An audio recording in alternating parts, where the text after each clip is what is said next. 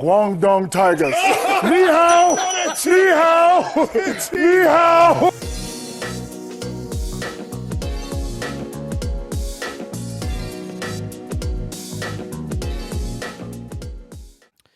What's going on, everybody? Welcome to another episode of the Salt Line. This is Season 4, Episode 16, if I'm keeping my numbers straight. And we have a guest once again. We've been a little guest-free. We've been flying by the seat of our pants a bit for a while, but we are joined by Aloxeo off of NLE Esports. Aloxeo, thanks so much for joining us, man. Welcome aboard. Thank you. It's good to be here. Very good, very good. TDS and Quax going to be here as well. Slayer traveling for the holidays, I'm sure. We're recording this the night before Thanksgiving. This will drop the day after Thanksgiving, so hope everybody had a nice time there for those who celebrate, those on the American part of the North American continent. Yeah, this will be a really good thing to watch on the toilet when you're shitting out all that turkey and pumpkin pie. Okay. All right, that's the start. Interesting. I don't know. Maybe Yeah. if there's like a 1% chance that I called somebody out where that's actually happening, then I will be happy. It could. Yeah. It's not Why zero not? for sure. But Aloxeo, how about you introduce yourself to folks who are watching a little bit here? I know you were coach for Next Level Esports over the course of this last ACL split, so that's your ACL pull in as my camera. I switched ports, by the way. I can't. Oh no, not again. Anymore. We'll mess with it as much as we need to. But Aloxeo, yeah, you want to give a little origin story to folks who may not know you? Of course. So I'm Aloxeo. I've been the coach of Next Level Esports for a few months now. I was the one who coached them in the last two OQs, as well as the current ACL. Before that, I mostly was in collegiate with Savannah College of Art and Design's JV team, as well as TMU in our top 4 East Conference run. I've been coaching for a few years, but this is my first split in Tier 3 with Next Level Esports. So I've liked the system, the environment, and hoping to talk about it today, but continue with Tier 3 moving forward. Good stuff. Good stuff. Welcome aboard. And just to bring things full circle for those who pay very close attention on their Salt Mine watches, are you the NLE coach who then recommended Asila over to Colomer when he started looking for mid? That's right. Not directly to Colomer. I think Piglet, our manager, did a lot of the talking. But I was one of the people who saw the opportunity posted by Colomer and heavily pushed Asila to pursue it. And he seems to be doing really well. I mean, Ole Miss is doing good, so I'm really happy for him finding that opportunity. He's one of the most passionate and hardworking players that I've ever worked with in my 3 years of coaching.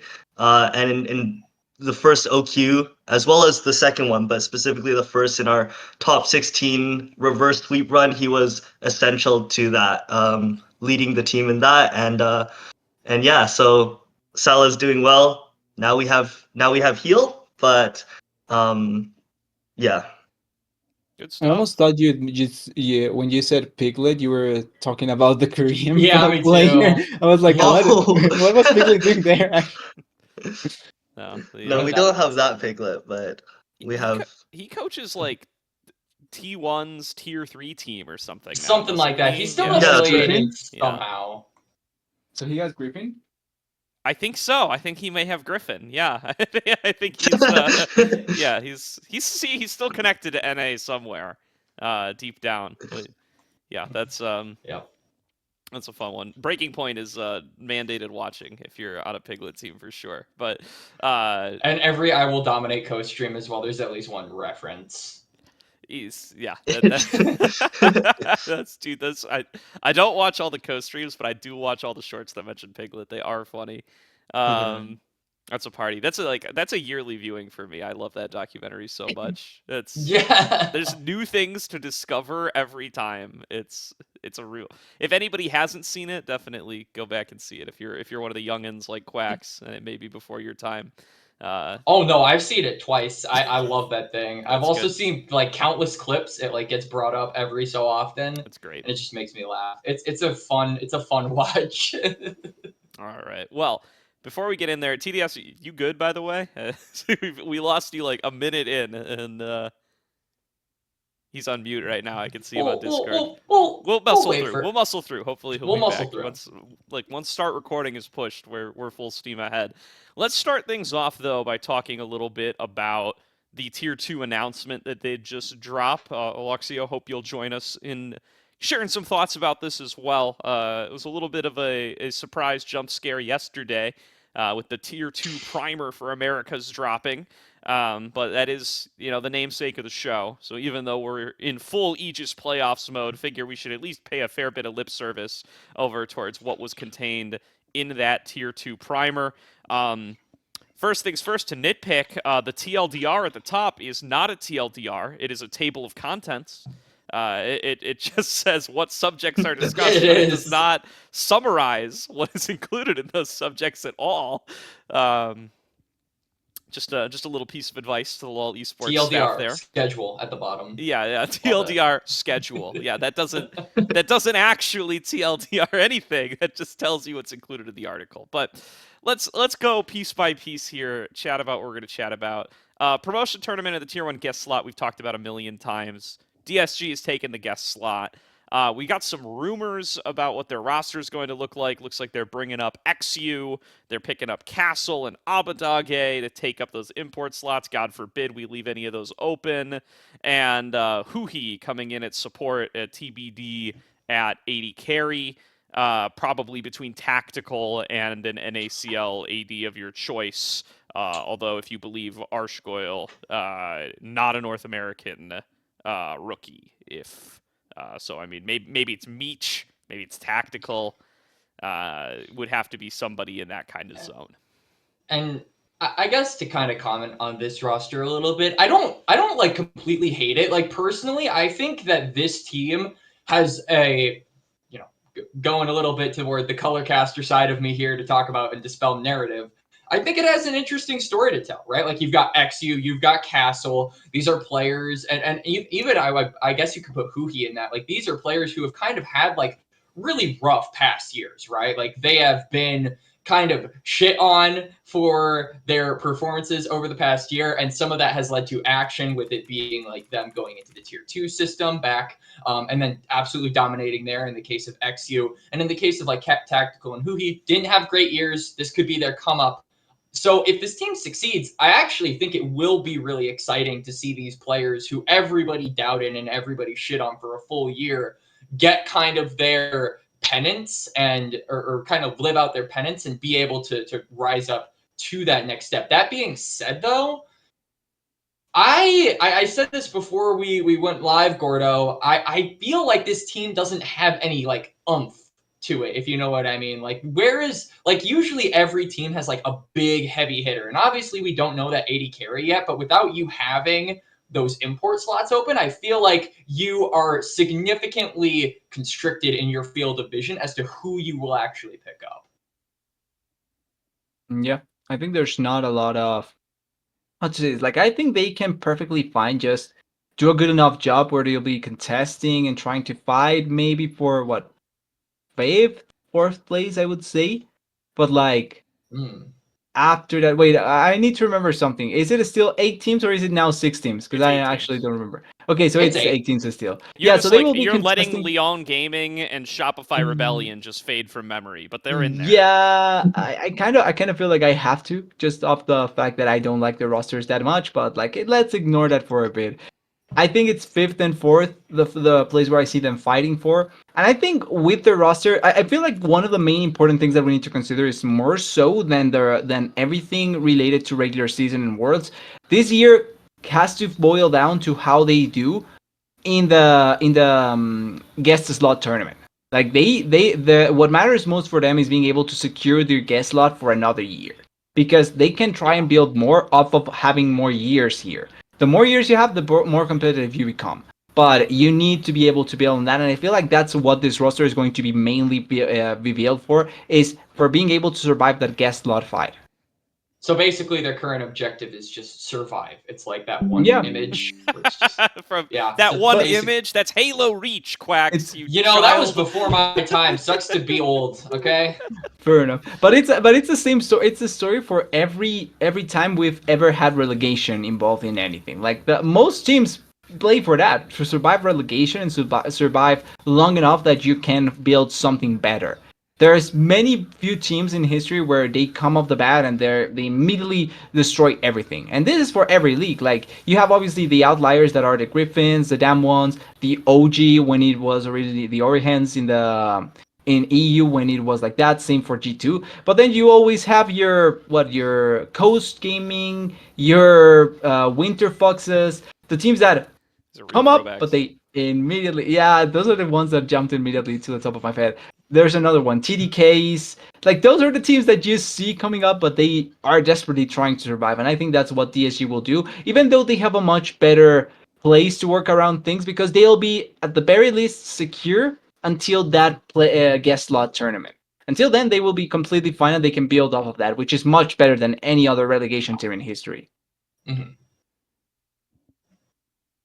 I think that I really like Abadage for one thing. I definitely agree with what Quax is saying in that team doesn't strike me as one that has a lot of firepower in it. Kind of reminds me of the Immortal roster with Soaz and Xmithy and shit. Apollo Hakuho, that one, and Aita, right?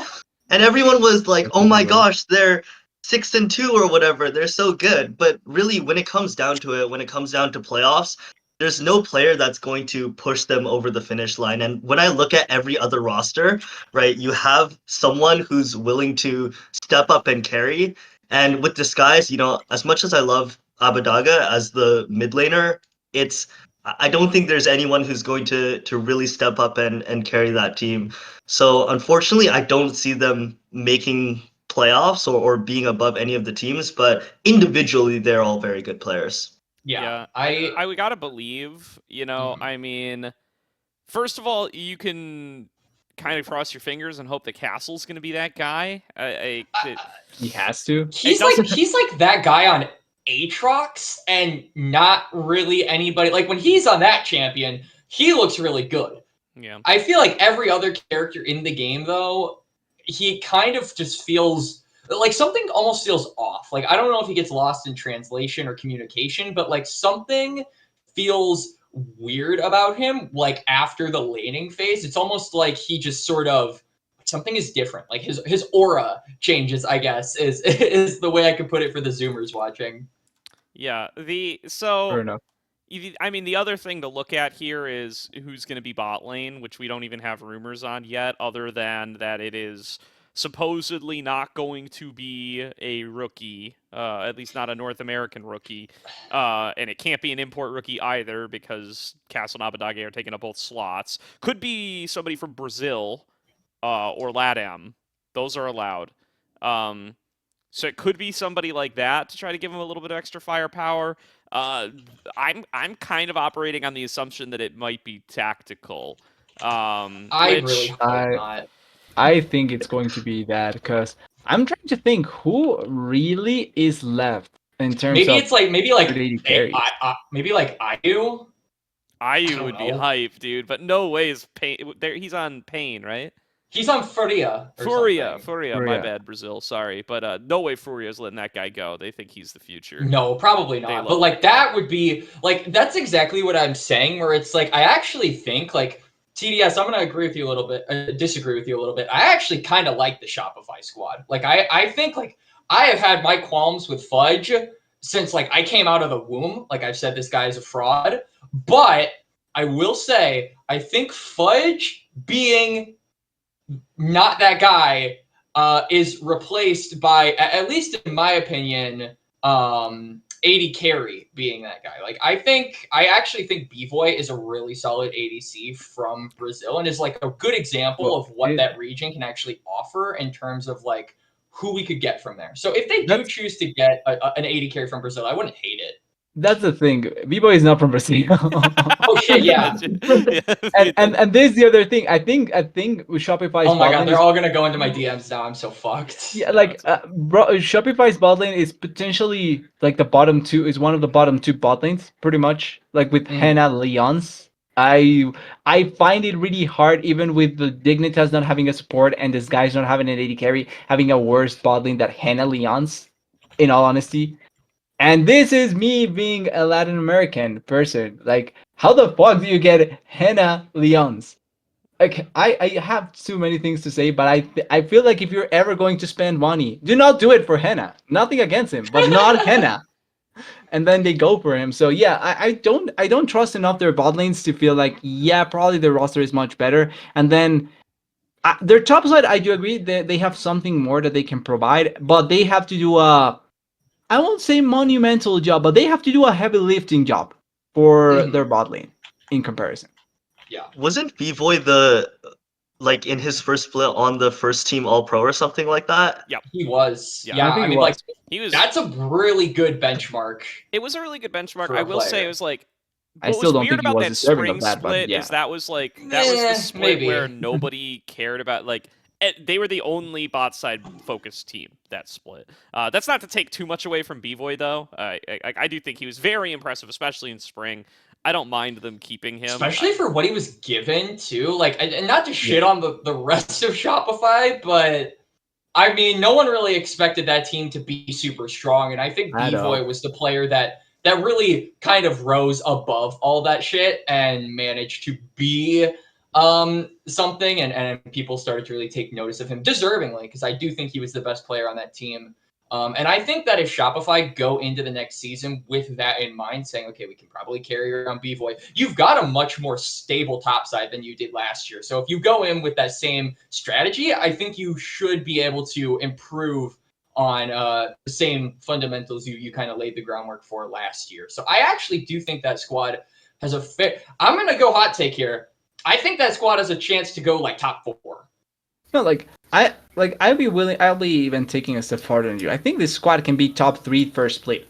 Like the problem really for me is that first split is not really where I'm looking at them. Is where is where I'm looking past them. And I think that this is a typical squad where you see them out of the gate just immediately destroying everyone, or at the very least being much more dominant than expected initially. Then everything begins to settle up, and then you see them middling between the second and third spot. They fall fourth, or they can stay in that third spot, but I think top 3 is where I see them. And then they drop in playoffs, and everyone is asking like, how did this happen? Where did this come from? And it's the The same story Reddit always threads where go crazy. yeah, and Yeah. it's the same story always where no, this is their actual level. The problem is that this is the sort of team that start off hot because I don't think their team will have a problem being like meshing together initially, and I think that their way of playing can be pretty straightforward. Like you're mentioning, like they can still play for bot side with having a top laner that can have occasional counter pick or can play his wacky stuff. But when it comes to team fighting, I can see them being very cohesive. The problem is going to be where every other team comes to the same ground or the same level where they are. That's where we'll see the drop because realistically, they're not better on paper than any other team. Like they are good, but they are not better than most of the other teams. And once again, I think they have the worst bot lane or the second worst bot lane. Hen and Leon's probably the worst out of everyone. So like that already, when teams begin to have everything kind of already set up, probably is going to impact them. I don't think they have the worst or second worst bot lane. I'm looking at, one Fair or enough. two that I think might be lower. Okay.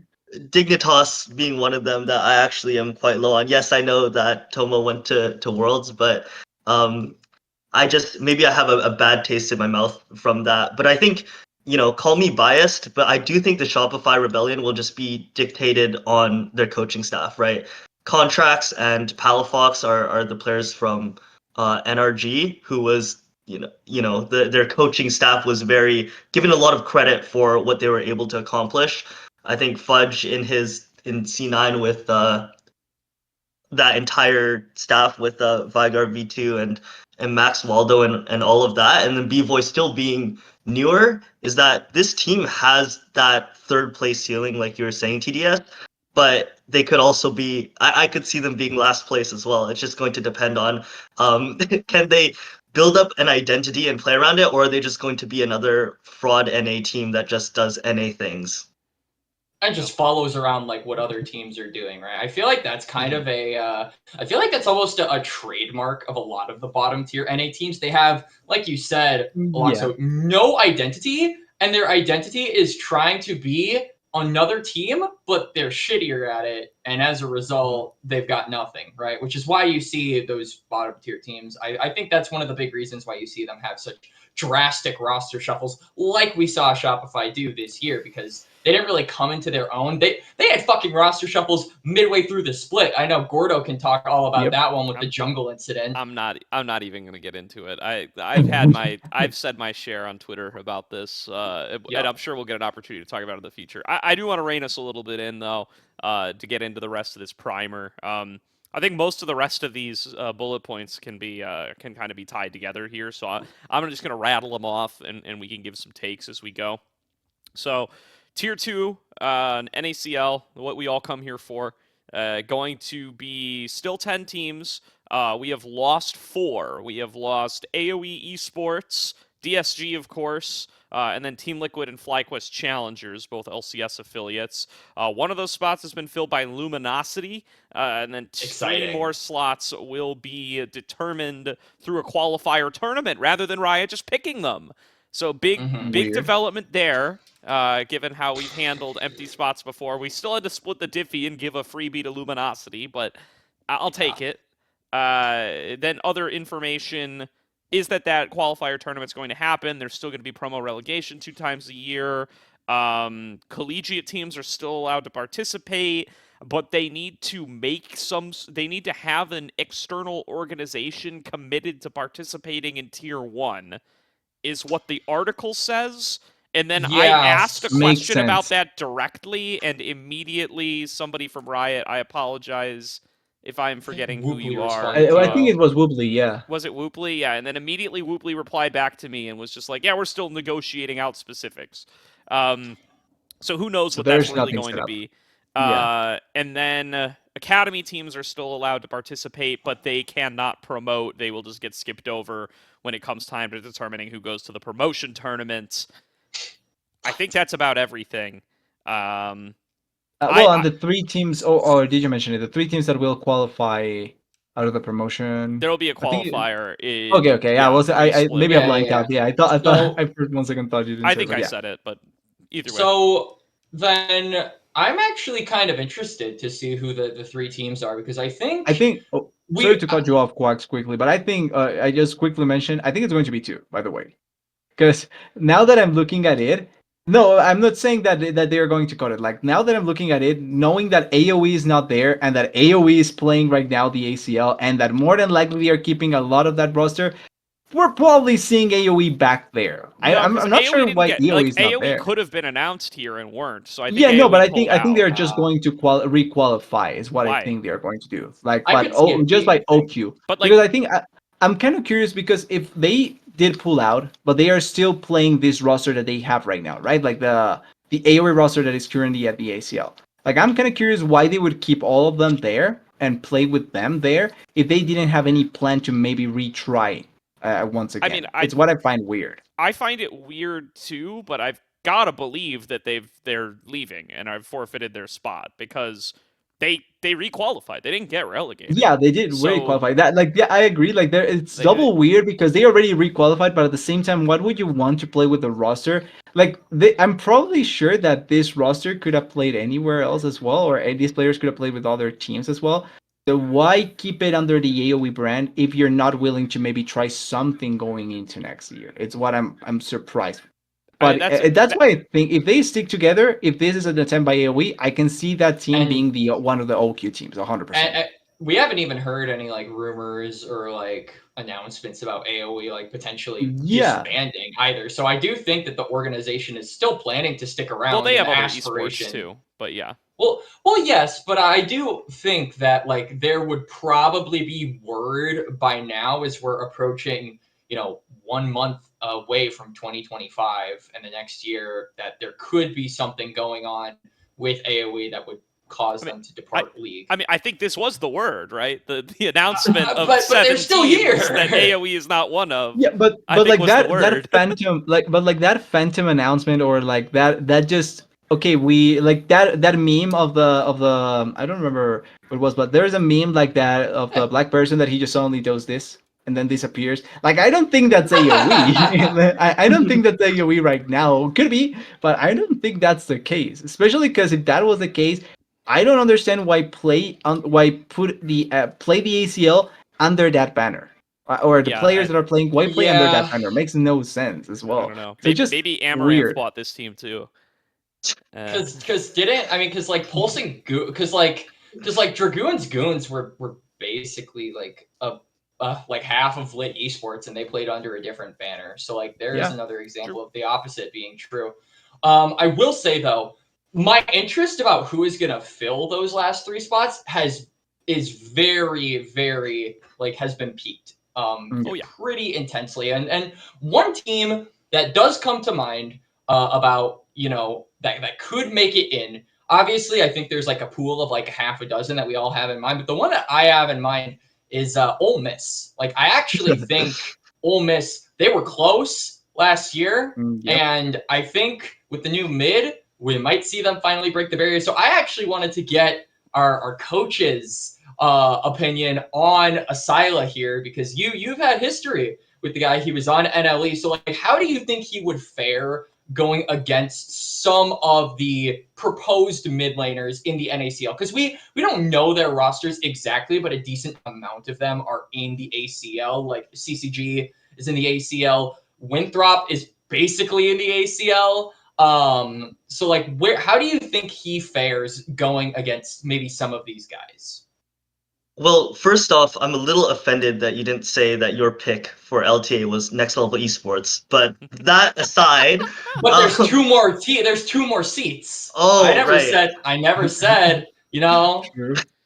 Well, yeah, with Asila, I think that he is more than capable. Like, just to put it bluntly, and I'm not just saying that because I coached him. Obviously, I have bias. I was with him in his first 2 OQs, but that was really his first 2 OQs. He did not start playing League of Legends very long ago. I think it's within like 2 years or something like that, around that time frame. He Fuck. was a CSGO pro or something like that. Maybe I'm misremembering, but he has not played League of Legends that long. Came from a FPS background, just came into League and is suddenly like in his, second season of playing, just challenger on Ole Miss.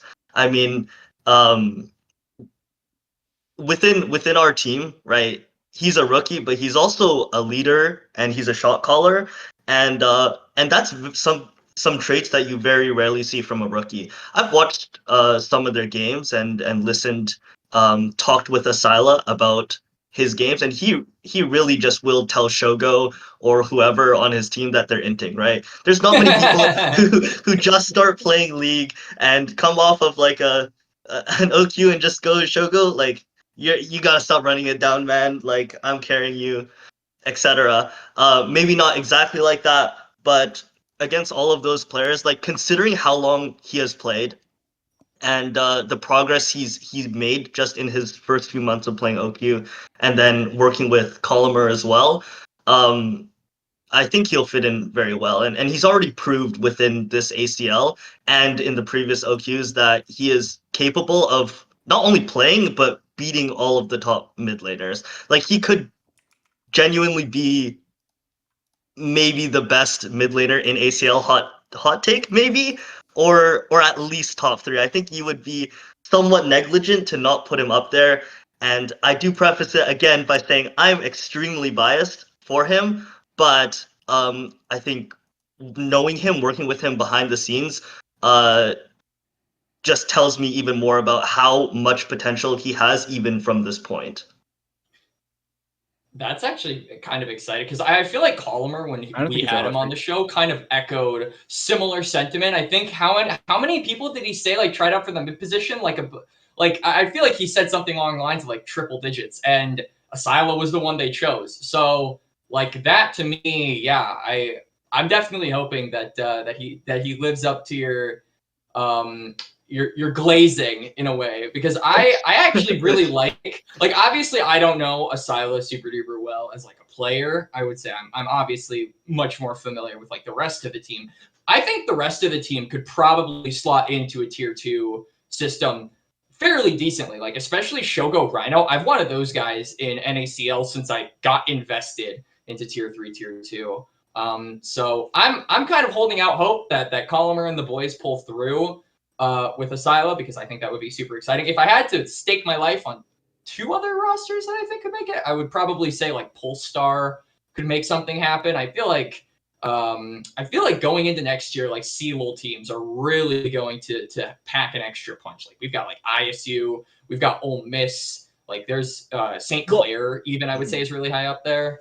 The thing is that we need to consider which teams are losing their main players, right? Because ISU has music. That's a pretty much a shoo-in for an NACL true. jungler. That is And true. that already takes down that team quite a notch. So like those are things we have to consider. I feel like the most poised collegiate roster, like you're mentioning, for NACL has to be Ole Miss, because their players more than likely are not going to get poached, and particularly Shogo, he can't unless they want to commit for him in the NACL. So their best bet is just to go the 5 of them qualify, and that's it. Like, and the good thing is that, as far as I know, there's going to be a slight margin between those 3 qualified teams and the NACL starting, right? Like, I don't think it's right away. It's at the very least a month distance or 2 months distance, if I'm not wrong. I think that's how it's set up. So there's going to be enough chance for a lot of the members that don't qualify to at the very least still be available for NACL teams. And I'm pretty sure it's going to work out, and this is how it usually works out for most tier 3 teams in any esport sport as well, is that whoever is left from the ones that they pick from tier 2 are going to be making teams from tier 3 to try and get to that tier 2. So if, let's say for example, right now we have the DSTL rosters locked in apart from Yuji, and then you have the, let's say the others are sticking together, CCG sticking together, and then you have Fear. It's not Fear X Starforge not, anymore. It's Cincinnati Fear. Yeah, but they also lost Exy, so okay, or quote unquote, they will be losing XU, they XU. lost Asmongold. It's been a tough off season for Cincinnati Fear. It's a tough one. Well, my point goes that whoever is left from all of those, they're probably going to be making a roster in tier 3 and trying to run it there to try and reach the tier 2 once again. Kind of like what Dragoon's Goons did, where they failed miserably, but kind of doing that. Well, I wouldn't say they failed miserably. They just choked at the last hurdle. Did they qualify? No. Failed miserably. God damn it. All right. So I guess do we kind of want to brush up on the other tier 2 systems? Like obviously there's the Liga Regional Norte, and then there's other ones. I heard that much about it though. I don't have I don't have space in my heart or my life to watch those leagues. I'm sorry. I'm gonna have to rely on. Oh, you're about to get hate commented. I will. It's fine. I will, out of pure obligation. Yeah, like because of my nationality on TDS and RMC and even then, to be my ears. On those leagues, and they will tell me what to think. What I find fucking hilarious, though, is if you scroll down to the announcement, like the article, and you look at the Liga Regional source. It's the South. That's the best one. South one. It's just WAP. It's just WAP. It's always. I'm glad they're still there, dude. I'm glad that I can continue to make jokes if they qualify again. Yeah.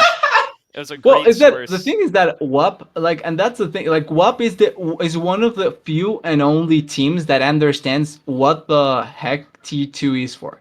They legitimately are one of the few teams that understand that they need to develop players in tier 2 as well as they can bring 1 or 2 veterans, that's fine. But you need to develop players in the process. And I think that they are one of the few teams that have actually understand this, even with relegation involved. So it's good to see that they are sticking around and hopeful that they can do this as well. And this actually brings me to one of the points that or not hated, but I dislike to see coming in from both Papa Smithy and Spawn. In what they said from the tier 2 announcement, which I actually agree with a lot of what they said. Yeah. What I dislike the most has to be with the player thing. the teams not wanting to try out rookies, or they don't wanting to go for more rookies in that sense, because I just feel like that excuse has to dry out eventually, because it's not true. Like, realistically, in the LCS and in the LCS in general, apart from Masu, they didn't pull up any other rookie. Like, you cannot tell And me that Sajed, but Quid yes, is yeah. a rookie. Oh, no, I mean, like, to Oh, the for LCS. LCS, sure. Yeah, like only Masu. Quid is not a rookie. Yeah, I'm pretty sure it was Quad. Quid, right? Yeah, But yes. it's Quad. Quad is not a rookie. Like, he has played pro before. Yes, he was in the NACL pipeline, and I think that that's important to adapt them correctly into the ecosystem. But he's not a rookie. The only rookie you brought up was Masu. So to come here and say that teams were willing to try them before and now they won't because there's no way to qualify, it's just fake. Like, I'm fine if you just straight up say we don't want to invest more because it's going to be more money and we're not going to be willing to invest in that. That's fine. I take that and I understand that. That's what every other team can do, and it's perfectly honest. But to tell me that that it's going to take away from the chances of rookies or things like that, when that was the whole reason originally you wanted or everyone wanted franchising, just a little bit fake to me, and that's the only part when I cannot agree to what they said, because everything else I think is perfectly fair and I completely understand it. And I think what they will do more than likely is partner like C9 did with Blue Otter. And I think that that's perfectly fine. Like, that's fair, and it gives them more chances to be involved without actually being involved. Yeah, no, I think I appreciate you bringing that up, TDS. I never actually got to talk about this on the podcast, but I had a long Twitter thread about it where I sort of debated back and forth with Papa Smithy a little bit. I feel like we lost a lot in communication there, and I don't think he left that conversation feeling like it was productive. That's why you don't have these kind of combos on Twitter, y'all. But that aside, I do want to summarize my point here somewhere else public a little bit.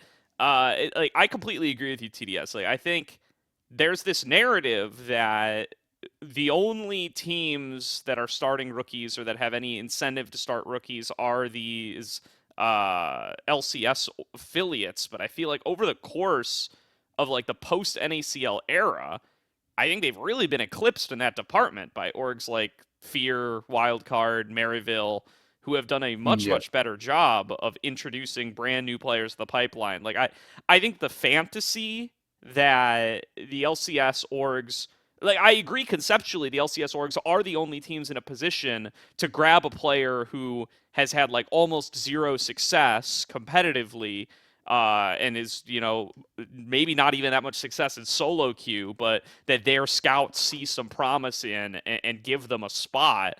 But I don't really think that that's really something that we've seen happen. Like, you look at players like the big wins from the last couple of years from these LCS affiliate orgs have been like Masu, APA, Sajed, Kim Down. I would say it's probably the list. I put Jan in there as well. Sure, Yeah, I'm just starting like 2 years ago arbitrarily, but yeah, Jan is definitely in there too. But like, Kim Down's the only player I can really think of in the post NACL era who really encapsulates the idea of like a full in-house development pipeline. Like, Kim Down was a collegiate player who nobody really felt like was tier 2 material that Team Liquid took a chance on and found some success with. But like, Masu made Proving Grounds, Sajed was making promotion tournaments before getting pseudo banned for a little bit. APA was in this ecosystem for a very long time and was on Maryville prior to getting his shot. Like, they definitely are giving substantial development resources to these players. I don't want to undersell that. But the idea that they are pulling wholly different players than are appearing otherwise just doesn't seem to be accurate to me. Like, it seems like, you compare them to guys like Zamudo or Toasty or, I don't know, take your name from those Gen 1, Lens, take your name from these like Gen 1 new tier 2 affiliates. It really feels like they're doing just as much, if not more, to guarantee that new coming players who are finding success at the tier 3 level are getting shots at the tier 2 level, at least at this stage, at least at this point in time. And I just want to quickly mention, by the way, because what?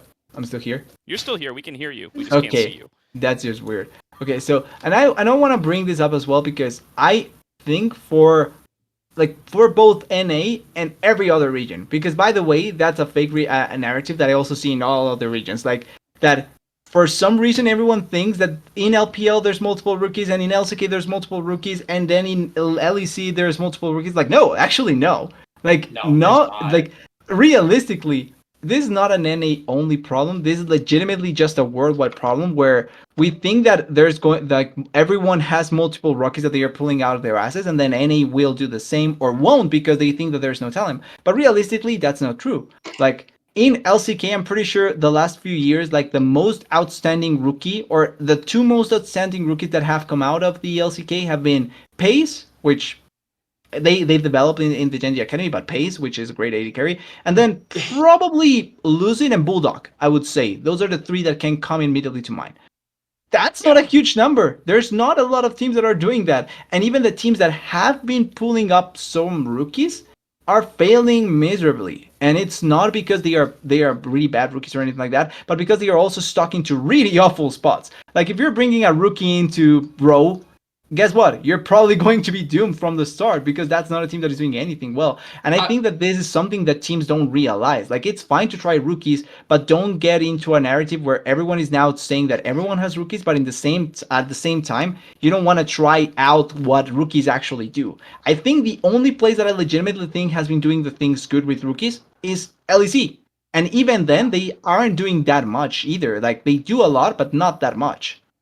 I will say, I think the big difference between the LCK and how they kind of approach rookies and being able to bring them up to some of these top teams versus how NA does it is like, I'm going to kind of call out some of the NA people here, and they might not like it, but like a lot of people expect top organizations like Cloud9 or FlyQuest or Team Liquid to immediately take a chance on a rookie. And yes, in FlyQuest and TL's case, it did work out, right? Because you had Masu. Busio was basically a pseudo rookie. I mean, I don't really. A part of me really doesn't even want to count his time on 100 Thieves because this guy, like, I honestly feel bad for him when he was on 100 Thieves. Like that was a mess. And then like Jan, obviously an APA for Team Liquid, but like usually that's not the case, and I feel like that should not be the standard that a lot of NA fans strive to look at. Like what the LCK basically does is there is a tier 2 player.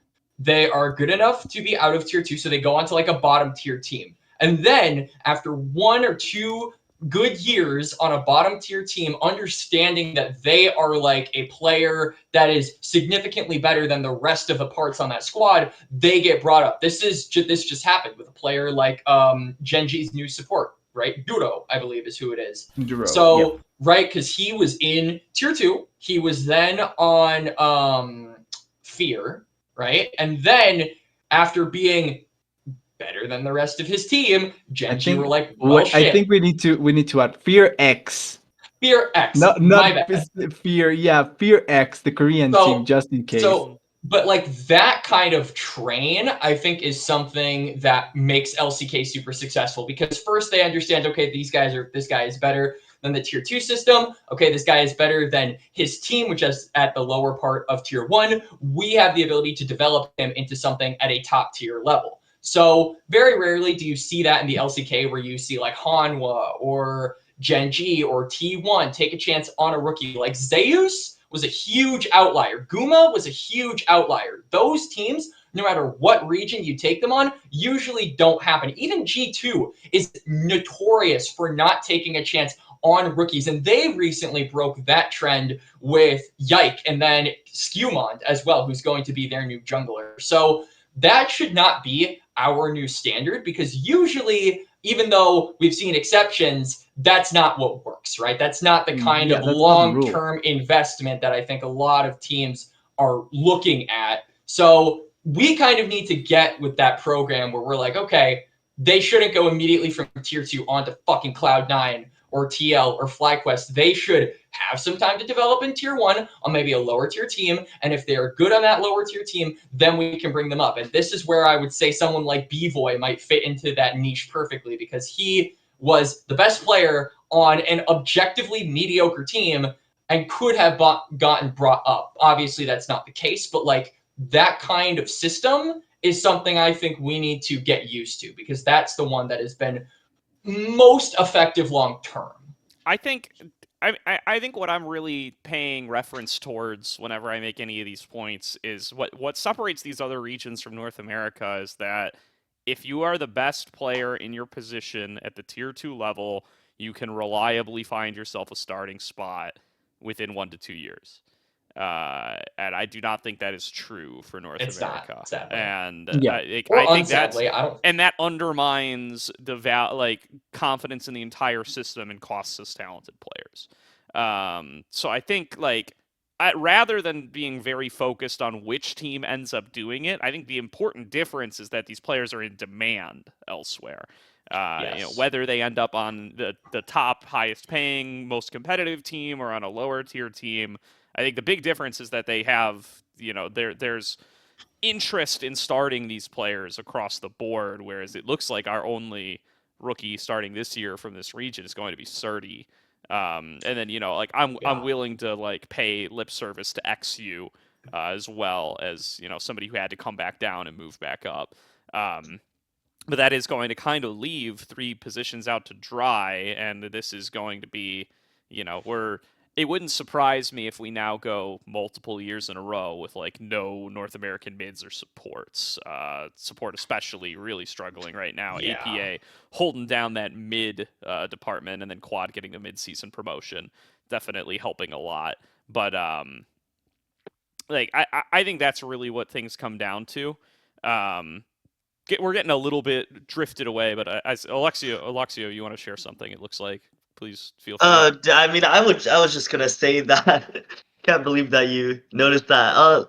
Look, if you have to be at Surdy's level consistently to get a chance and be the only person to get a chance, that's pretty discouraging, right? I've worked with a lot of players on my team and on other teams that really want to go pro, but the amount of players over the years, just being in collegiate and even tier 3 now, that there's people who want to go pro, but now it's more so it'd be nice to, rather than there's a clear direction and a path. And even if I'm the best and I'm performing in my tournament, I will just consistently move up. And now it doesn't feel like that's the case. So it's not only frustrating for players and organizations in general at that level, but it's also very discouraging for people all throughout tier 3 and even people who have hopes below that and are currently even just entering the game, right? You want to, a lot of reasons why players get into league at a high level is because you watch pro play and you have that desire or that belief that you can make it. If you make challenger, then you'll get on a team. If you get on a team and you do well, then you'll make tier 3, then tier 2, then tier 1. But it's like you have to be Surdy, and then even Surdy was kind of getting screwed over for a while. Surdy, literally, to give context, because I feel like people forget just how accomplished as a player this guy actually is. He had to maintain rank 1 for basically the whole year. He had to win the NACL. He had to do damage in a lot of other avenues and a lot of other mediums.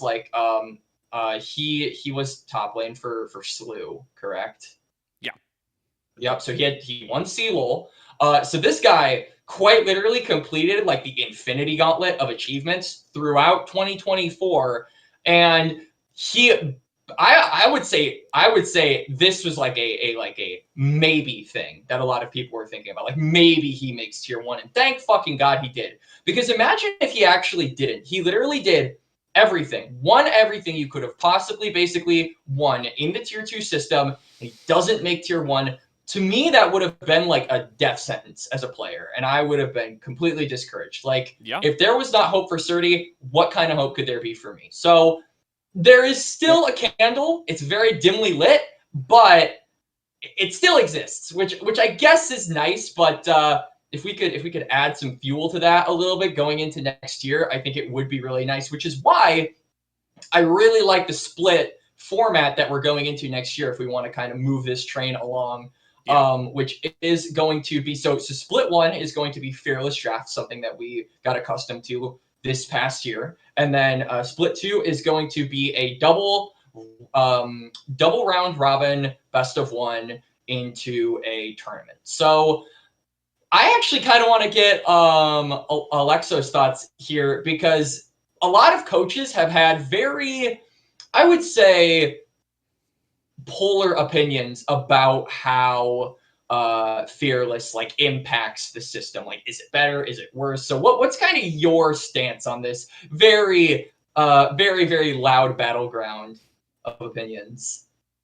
Heard a lot of people dislike it a lot because of one reason or another.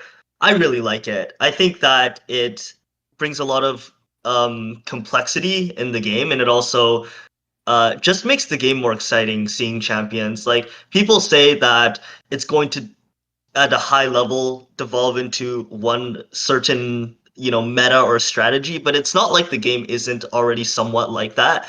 And if it is, right, even then, I don't think there's a harm in seeing more champions. I actually think Fearless was pretty bad for my team when we started doing it.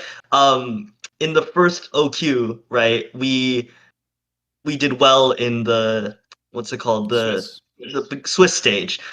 Come the GSL stage, we didn't win a game. Unfortunately, we got figured out pretty quickly, and we were a team of, I think, 6 out of 7 players in their first OQ. So we didn't have a lot of tricks up their sleeve. If you know players like Cuz and Yoru, they entered just being a challenger one trick. Now, Cuz played for Gravity. Yoru has a bunch of champions he can play for us, which is great. But given the amount of time we had to prepare for it, we had to kind of hope through the Swiss stage. And unfortunately, teams didn't have a lot of time to prepare. And that's really what gave us our edge. Fearless was bad for my team, and I'm one of the biggest advocates for it. Yeah, and I want to follow on that because it reminds me of something that I think it was Sneezes that said here at one point. Like, teams don't know how to draft correctly for Fearless. And I agree 100%. Like, they have a notion about Fearless that is all about what you can deny or what you can't deny in a way, or what you can prioritize for your team in a sense, but it's more so how you play the long run in a Fearless match instead of what you're able to get in the first rounds. Obviously, it changes between BO3 and BO5. I think the biggest change is obviously more noticeable in a BO5 because the longer the series goes, the more you're going to be needing to understand what champions you want to prioritize, what you want to take away, and what not. And in a BO3 scenario, you still will have a plethora of tools to try and play around with. But I think that in a BO3 is where you really see the flexibility of players, more so because realistically, it's a place where you can play a lot of mind games with what champions are left open and what are not left open. I think teams are, well, there's certain teams that are realizing in a way that it's not really only the champion that you're able to get that is currently meta or not, but also it's the mind game that you can play with that champion, be it if it's a flex, be it if it's an attempt at maybe having a counter pick for that particular champion, be it if the ban phase is more so to try and secure something else and something that fits your strategy later on in the draft. And I think that set of things is what makes Fearless more interesting for me. Because first and foremost, I agree. I don't think like the argument that it'll make it so that there's one particular meta that is stronger, well, that's a meta. Like that's what meta is for. Like meta is because there's one thing that is stronger and people play that. That's pretty much meta. And I think that what Fearless will at the very least allow for me is to see a little bit more deviation from the idea of meta and allow for people to understand that meta is more open than just one strategy. Like there's multiple things that can work out in a meta depending on how you approach the meta. And I think that a lot of teams don't do that at all. So I hope that Fearless will open up that mindset much more. And then from that, we see the variety in the approach to Fearless, because I feel like it's a big opportunity for teams to develop, not only in terms of picks, but in terms of how they approach the game in general.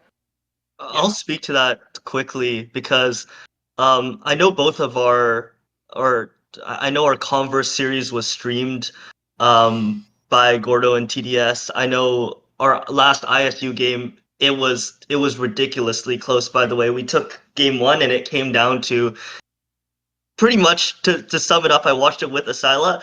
There was a multitude of reasons why we lost, but it came down to a single Caitlyn trap misplaced on Zhonya's. If it was placed on top of the Zhonya's, we'd be in playoffs right now. it was Well, music well, was not trapped. We would, or yeah. I Well, think in by tiebreaker playoffs, we're in. Hmm. no, Um, I think if they win, if they win against ISU, were they in? I think you Yeah, were if they out won against, no, if anyway, they won no? against ISU, they were in. I think. yes, we were in No, because we would have had yeah. 5-3. So Oh, okay. Yeah. So was ISU before Converse? Just to No, because it I'm was not ISU was after sure the actually. last Converse, but match. they would have been ahead of peak performers. They would have been ahead of peak Oh, okay, performers on okay, match okay. rating. Fair. People, Yeah, that I was our misremembering game then. was in Yeah, stream. People sorry. didn't realize how close we were to actually being in playoffs. The last fight at Elder, we were pushing on their base and kind of inted it. But those types of series came from, maybe other coaches won't be as psychotic as me, but I kind of figured from scrims and from what happened, this is where it circles back, is that we were not very good at playing the Corky Skarner sort of thing. All of those champions. So a lot of what we did when we were on red side was, hopefully I'm not leaking or screwing myself over in the future, but I told my team that we're gonna get rid of all of these champions in one game, like Converse game one and ISU. It was intended to be game one, but it ended up being game two, where we would we'd try to win, but we'd sacrifice these games in order to get the NLE style drafts for the rest of the series, right? Oh. So I think that's That's one of smart. the strategies. If you're an underdog, right, and we were one of the lower tier teams, that we're getting rid of all the champions we can in one game, and obviously trying to win that game, but using Fearless as a way to create upsets. I think GFT is one of the teams that really will benefit from Fearless as well in this playoffs. Oh, we'll get Oh, to it's been that. working out for them. Yeah, Definitely for has. sure. And then I guess so I actually am kind of happy though that we're getting this kind of middle ground where one split is fearless, because I do think that there is, as you guys are pointing out very eloquently, benefit to fearless. But I do like the double round robin best of ones kind of coming back. I think a It's faster single pace round would be, robin best of one. It's just or single run. single round robin best of one, shorter season into a big sort of promotion tournament. We are sacrificing the Americas cross tournament, which is not a big deal in my opinion. Like So I know NA lost their only chance at being champion at Well, so here's the thing, right? Well, first of all, we still get to That's play against hilarious, LTA actually. North in the promo tournament. Yeah, for the And guest Brazil slot. still gets to play against LTA South. I'm okay with that. Like, I think it's fine. America's Challengers wasn't like crazy high viewership anyway. Like, I think it was really fun though. it was a lot of I don't know. fun. Maybe it was just the You just find it hilarious. Also, maybe it like was they just the haven't. Brazil crowd, but they were really fucking fun Yeah, to they listen haven't to. explicitly said they're killing it, but I do think it's probably gone It's with probably the gone. introduction of the promo tournament in that same time frame. Yeah, I mean, I think it's an acceptable loss for the promo tournament, and we do still get to see some amount of inter-region play, at least between the LTA, or whatever they call it, the LRN teams or LRS LRN teams, and and the LRS, yeah. corresponding, what are they calling it? It's not called CB Law Academy anymore, right? It's called CD, short for Circuito Desafiante? Uh-oh. Uh-oh. Okay, it's like I assume this it's is in like Portuguese, but yeah, it's circuit and desafiante would be like mm, challenger. So it's a so challenger it's circuit Challenger kind of. Circuit. Challenger Okay. Circuit. Yeah. that'll Nice. do Thank it. you, TDS. Thank you very much. Yeah. All right, makes sense. Yeah, because you can't call it CB Law Academy anymore. Yeah. But I'm yeah, glad. By the way, I'm glad that they put some of the older, like there's some of the legacy teams like teams Kaboom and stuff in there. in Yeah. that thing, and I like that they are still trying to like survive in CB LOL, be it by the guest slot or trying to qualify to the guest slot. I'm happy that that's still a case. I am as well. Mhm. I hate, but so yeah. I mean, to go off of Quax's point here, I agree. It's good to get back to like brass tacks and play normal League of Legends if that's what you're going to be playing during the promotion tournament. I'm curious if what that means for Split 2 Tier 3. Is the Split 2 Tier 3 tournament non-fearless and the Split 1 tier 3 tournament fearless? That would make sense because I feel like then you're kind of screwing over your tier 3 teams and then making it. Yeah, I don't Yeah. know. Nobody's explicitly said that, and I don't have the biggest of faith in format creation abilities. Yo, they better not do that shit. That would be fucked up. Yeah, so let's. I will say though, if you have to give priority to someone, I will always say give priority to the one that is higher up, because Sure. it's the most balanced thing to do. If Sure, you're but you going don't to give need priority you to don't someone, need to screw over anybody. If you yeah, screw you over don't need anybody, to. it But won't if by you need choice. to, you don't need to. But if it happens, you always prioritize the one on top, not the Sure. the one below. Like, it doesn't sound great, but it's realistically the most fair thing to do when considering like everything around the teams and all of that. So I think that's the most fair thing. But I hope that they don't screw anyone, because I wouldn't like a tier 3 team to have to go with different rules after playing everything as well. Yeah. And then I'll just say I hate best of one round robin. What are we doing? I agree. Why are we best of one single round robin for the higher stakes split? They just Yeah. Like I still think like I'm still surprised that they are like they whenever they do like one step forward in terms of changing something, they take like two backwards once again, just for why not? Like I'm fine. Like it's fine. You can just stick with 3 steps, and then if it doesn't work out, you take one step. That's perfectly fine. You don't need to do these 1 and 2s consistently like you're doing in some of these tournament scenarios. Now, if this turns out that it eventually leads to Worlds being double elim, I'll take that. But I don't think that will happen, so I don't like this change at all. yeah. Hmm.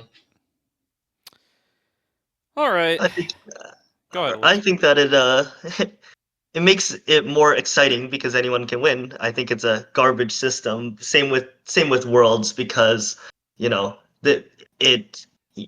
loss and you're out, or rather every game matters more in a way that better teams are more likely to get upset. Do I think it's bad? Yes, but it does make it more entertaining. And it's like Yeah. Worlds has never been like single round robin either. Like, even old Worlds group stage was at least a double round robin. Yeah, you Like, got a chance, more of a chance there even. Yeah. Like if I'm Also a watching, chance to go, also a chance to sorry. go 0-6. You're good. Yeah, true. Well, If you I'm can go watching, 1-9. Oh wait, no, you can still go 0-6 technically if you lose. So wait, no. Oh, I know You go you go 0-4. 0-4. Yeah, no, they screwed that up. No, I'm sorry. yeah. if I'm watching Disguise play against Gen G at Worlds or something, like I'm praying that it's single elim one game, and then we just win and we're done. And oh, we're better than Korea. That's great. Yo, That but is the that other would thing be to talk about. That's a great point you just touched on. Yeah. That is the other thing to talk about, is that promo tournament appears to take place before Worlds. So if like Disguised qualifies for Worlds, they must play and potentially be relegated from the LTA North and then go to Worlds. So then would they just go in as like an independent party, or would there be LTA 1 or LTA 2? Because now we're only getting 2, maybe 1 fucking seed. I still hate that shit, by the way. Like, I can go all day about it, but I'm not going to. That we only get potentially 1 seed going into next year's Worlds. That is one of the changes. I mean, if that we only get hope 1 is only, seed, we like, only deserve 1 seed, because Brazil's the stronger region. But what the fuck? Realistically, like I was, yeah, no. If the slot is lost to Brazil, I don't think Yeah, there's. if we lose our second slot to Brazil, we don't yeah. deserve a second slot. So I mean, I'm Yeah. just assuming that we're gonna get 2, and if we don't get 2, Agreed. we don't deserve 2, because it means that LTA Now- South has beaten us fair and square. Now, I will say also on the part of this, guys, like I think like for all the funny memes that could be brought up, because imagine just this guys gets relegated, but then some like EU loses against this guys at Worlds. You lost against a relegated team in Lost NA. against an That like NA that tier 2 team. that would be gold. Like I can just imagine the amount of memes that could come out from. So I am excited for that part particularly. But I also think even if that ends up happening, it's still a win for the players. Because Yeah. for better or for worse, if you do well at Worlds, it doesn't really matter if you got relegated. The most recent memory is going to be Worlds. So you're going to be getting at the very least a chance to get out. The only real loser would be Disguised. But even then, they can try and get a buyout out of those players, and that way they can try and rebuild a strong roster to get back the guest slot. So I think there's things that can still work out depending on if they are good enough to be good at Worlds. But if they were good enough to be at Worlds, they shouldn't get relegated anyway. So like, I agree. yeah. I think like But as what if as NA is flawed, just that high caliber? yeah, like as flawed Yeah, as yeah. this is what I've been saying. I feel like I've copy pasted this on Reddit a million times. Like I think it's as flawed as it is better than not having a path into tier 1 because it's like Yeah. Yes. everybody's like, yes. "Oh, what if Disguised makes Worlds and then gets relegated? What a scandal that'll be." And it's like, well, What if there is Disguised- a what if team that Disguised is better wins than a Worlds and Worlds gets relegated? qualifying roster in tier 2 and they have no path in, that should be an equally great scandal and isn't for some reason, but like it should be. So My- And else, I'll accept that. My only Yeah. kind of complaint about the whole guest slot thing, and I think we should probably, because we've been talking about it for an hour, and after all, we do have the Aegis logo in the corner. We'll for a get there. reason. We'll Yeah. get there. Well, we'll get there. But I will say, I do kind of think it's fucked up that the team that is technically the guest slot will always have to play the promotion relegation, because you could have fucking like Shopify or Dignitas or who gives a shit play and suck so much ass, but because they aren't the guest slot, they just maintain themselves in the next year, Yeah. which kind of sucks because I think Disguised actually has a fair and decent chance at not being dead last. Like Agreed. I would probably bet some money. I don't usually gamble, but this is like a thing I would gamble on, probably like triple digits or something like that.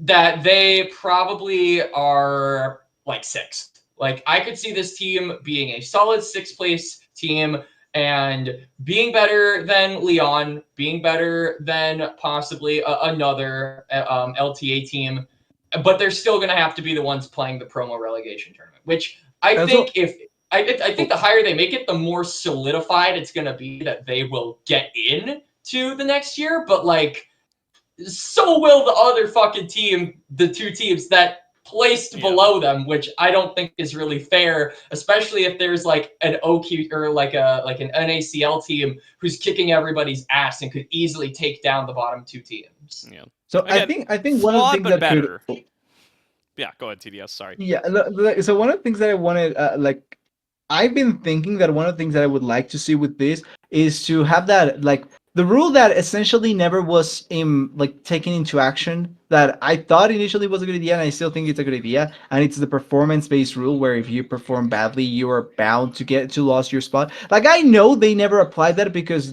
like, that had a lot of implications, but in this sort of world where pretty much you have the spot for 100 thieves in a ransom essentially because they are sticking by for 1 year, but then we don't know if they will stick by more because Riot is the one that actually owns that slot.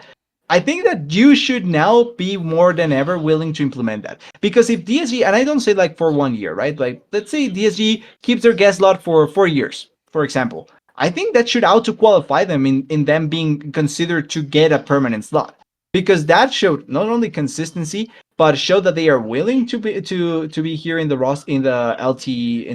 LT. I hate their name, LTA. LTA, in the LTA, and also that they are at the very least willing to invest in the esport in the long run, like comparatively to maybe other teams that are just going to get stuck in the bottom. So if Shopify Rebellion is 5 years in the run for bottom last, and DSG is actually keeping their slot, competing consistently, and they don't get relegated ever, I think you should consider them to swap spots because they deserve it way more than Shopify Rebellion in that sense. I'm not sure if they will apply it, but I think that would be much more, or that much fairer to DSG in that sense, and to any other team that gets the guest slot. Because I think the guest slot should at the very least have that sort of implication as well. To have the king of the hill vibe where if you survive long enough, you get the prize at the end. Yeah. Yep. All right, I think we should get into some ACL. I have a lot of thoughts on TL and FlyQuest's departure, but I'll save those for a future episode. We'll talk about them when we start talking When about the promo NACL is tournament more or something. panned out.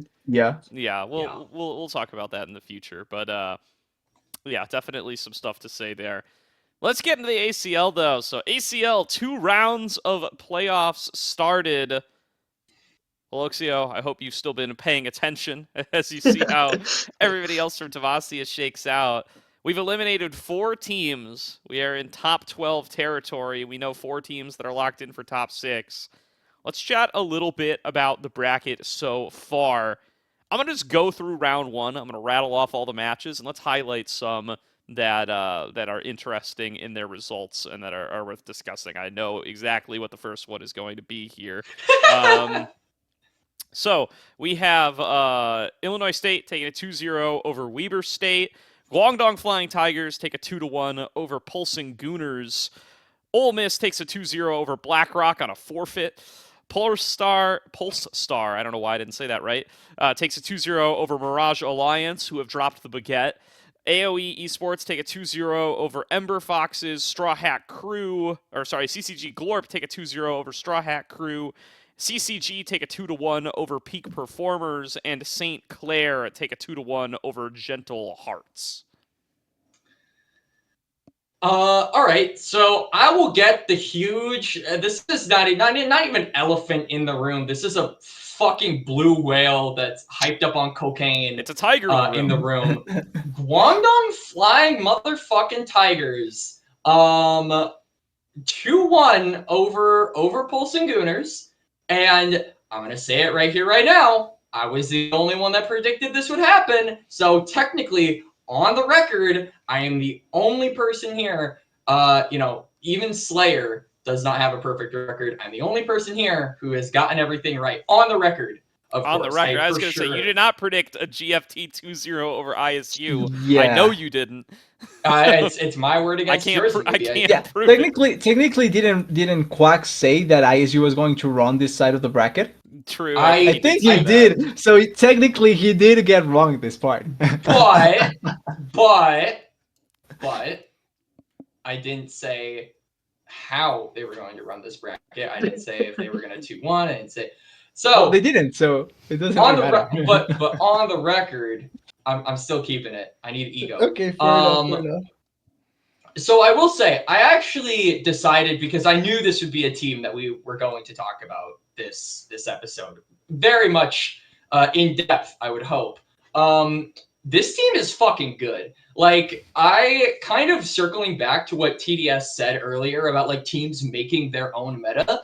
It is not more true than with a team like this. Like, I think GFT do not adhere to they basically, I will give Quest the biggest amount of praise I can for, while he does understand the game, his greatest strength as a coach and what GFT's greatest strength seems to be as a unit is understanding their players and what they want to do, how they want to play. And this is no more evident than in, I would say, Sunlight and Evanlai, I think, are the two players where you can really look at these guys and say, wow, these are unique players. They're completely different than what we're used to. And like against a team like Pulse, I think they also have really, really good understanding of when to just fucking dip.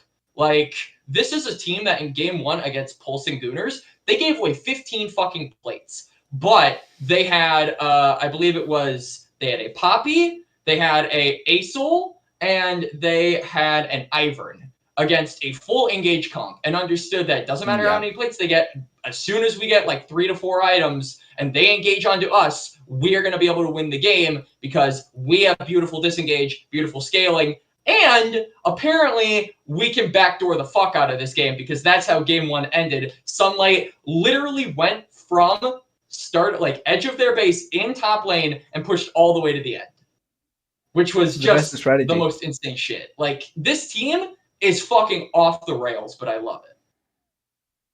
Yeah. One other thing to highlight there, I mean, I didn't even realize this until reviewing for today's episode. They ran Sir Zepper over Ultio in their match against ISU as well. So bringing in a substitute as well and still finding that success. I mean, super impressive stuff. And then, yeah, I think like if you want to talk about some of the specific things, we've talked about Sunlight's crazy champion pool before.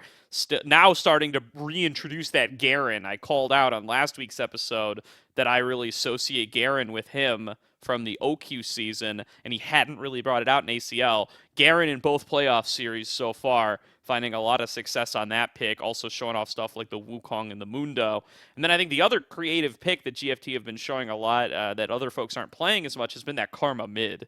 They've played the Karma mid to a lot of success as well on Elias, and that's also been very impressive. But Aloxeo, definitely want to hear what your thoughts are on GFT so far.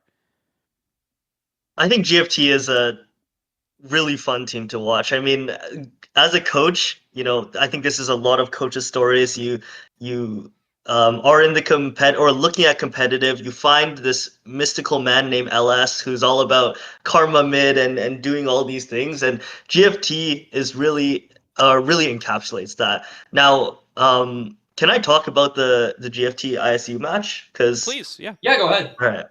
Because ISU was in our group.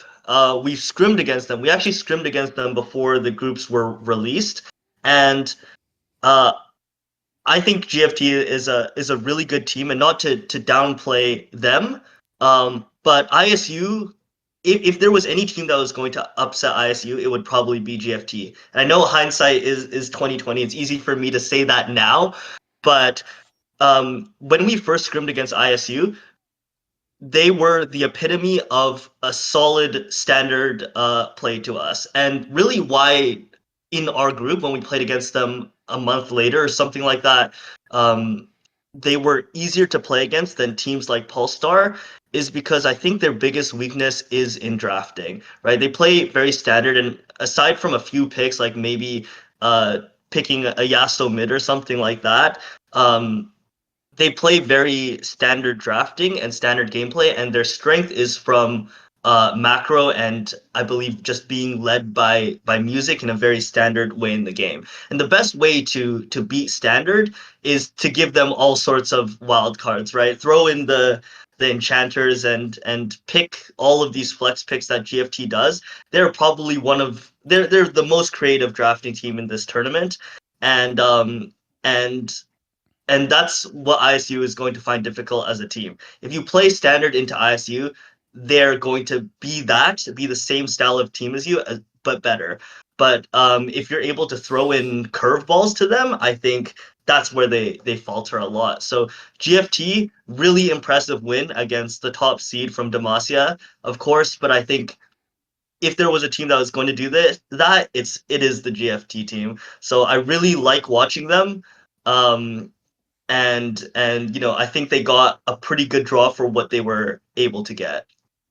And I actually really like that sentiment with ISU. Like, first of all, I do agree with the GFT. Like, and I call them here like such a big wildcard because they can be so good and they can be so bad at the same time. Like, there is a combination of everything inside of like a flying bull or like a flying tiger, and it can work out greatly, or it can just blow in your face. And that was one of the highlights that I was looking at for in their matchup against Pulls and Gunners. That these two teams are that, but whoever can find their stride in that series can try and pull it off. And I love the fact that you're mentioning ISU as that, because to me, they always, and I agree, they always look like the stat checking team, in the sense that if you're facing them in the same ground, unless your players are better than theirs, you're probably not going to win that game or that series. But if you're facing them, your players may be a little bit, I won't say not skilled, but if they are not at the same level in some places, and you're throwing curveballs here and there in a lot of situations, ISU has had problems trying to handle that in the best manner. I think it happened in their series against CCG Glorp. Well, not Glorp, sorry. In their series against Polestar, in the when we saw them back quite a while, where they lost the Baron buff, and after losing a Baron buff, they kind of just completely a little bit imploded. And I remember, I think it was Music at the time that came in and mentioned that, like, that was a little bit of a hit to them, because it kind of messed up their whole plan. And whenever if their plan gets messed up, they kind of not react in the manner that I would expect from a top team. And not saying that they are not a top team, but if their stats are not checking you, you're probably going to be able to go against them in an effective manner. And that's kind of what GFT did, and what I'm kind of curious what's going to go forward here with ISU, because now they are facing peak performers, which they have beaten peak performers, don't get me wrong, but like, this is peak performers now in playoffs. They are taking another stride. They have players that have interesting pools, like even Alram has an interesting pool going forward, and this may be a much harder matchup compared to the regular season one. Yeah, I do agree. I will also say on that note, and this will be real quick, the series that GFT played, they had 3 fucking Baron steals. 3. One of them, or 3 objective steals, actually. So we had 1 Jinx rocket, which basically made it so, Classic. That basically made it so Pulsing Gooners didn't immediately get Soul Point, because you have to remember, game 1, they gave up 2 dragons, 15 fucking plates, and they still managed to claw their way back into a game through a backdoor, which is hilarious. But there was a dragon steal there. Then game number 3, they got a Baron steal as well. Yeah, they got a Baron steal, and Sunlight with the R2 Ornhorn managed to steal it, which is that was such a scuff Baron I've never seen that. I've never seen that in my life. And then against ISU, Music died to the Baron, and Sunlight on Wukong managed to steal it. So this team, maybe Jesus of Nazareth, maybe they're just the favorites of God, because these guys seriously had some of the most like ridiculous, outlandish steals I've ever seen in any game of League of Legends. And I'm not saying those were what contributed to their wins. No, I think they were the better team in both series. But those did help. But that's fucking crazy. 3 objective steals in the span of 4 wins? What? I would call that consistency, actually, because to get 3 like that, that's consistent. That's a good consistency to have. If you can steal Baron buffs in every series you're playing, hey, that's it wasn't even like a jungle 50-50. It was literally Sunlight doing it twice, and then Mitchell doing it once, or Ultio doing it once. It wasn't even Evan Lai going over the wall and like doing some crazy sick drive-by smite steal. No, it was regular ass like abilities on other champions that weren't the junglers stealing the buffs. So, I mean, you can say that GFT are a lot of things, and you can ask a lot of questions when you watch their gameplay, but am I bored is definitely not going to be one of them. Yeah, you can ask a lot of questions, but you will get no good answers. But that's okay, because we all love that. When you bring that much variability in the game, right? You can fall flat, but you can also get 3 objective steals in a row. Yep. When we first scrimmed against ISU, like I mentioned previously, I told my team, like, this is the benchmark of step-by-step objective play. If you throw a wrench in their plan of their, going one chapter, one step at a time, that's what a team like GFT does. They introduce so much variability, and that's what really messes up with ISU. So the fact that was like a 2-0 over the first seed is really impressive, and also just goes to show how scary GFT is as a team moving forward. Like, you cannot know what to expect, what they're going to do in draft or in the game even.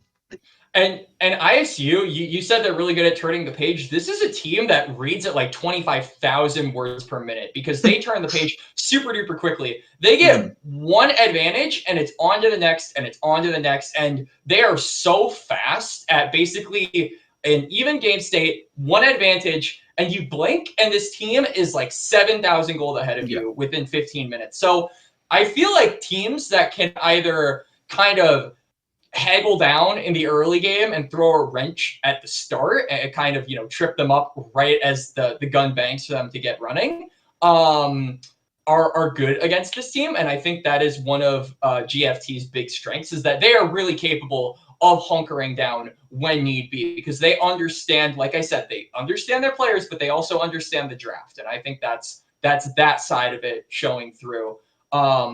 And like, I definitely agree with Aloxeo that like GFT are basically a tailor-made team to beat some of, I wouldn't even stop at ISU. I think a lot of the top teams have a similar rhythm and sing a similar tune to how they play League of Legends, which is objectively the correct way. But when you've got a squad like this who basically doesn't adhere to those same fundamentals, I think they are the definition of a dark horse. This is why so many people were like into Ducky Getters during the OQ, because they were so fucking different and top teams had no idea what they were actually doing against them.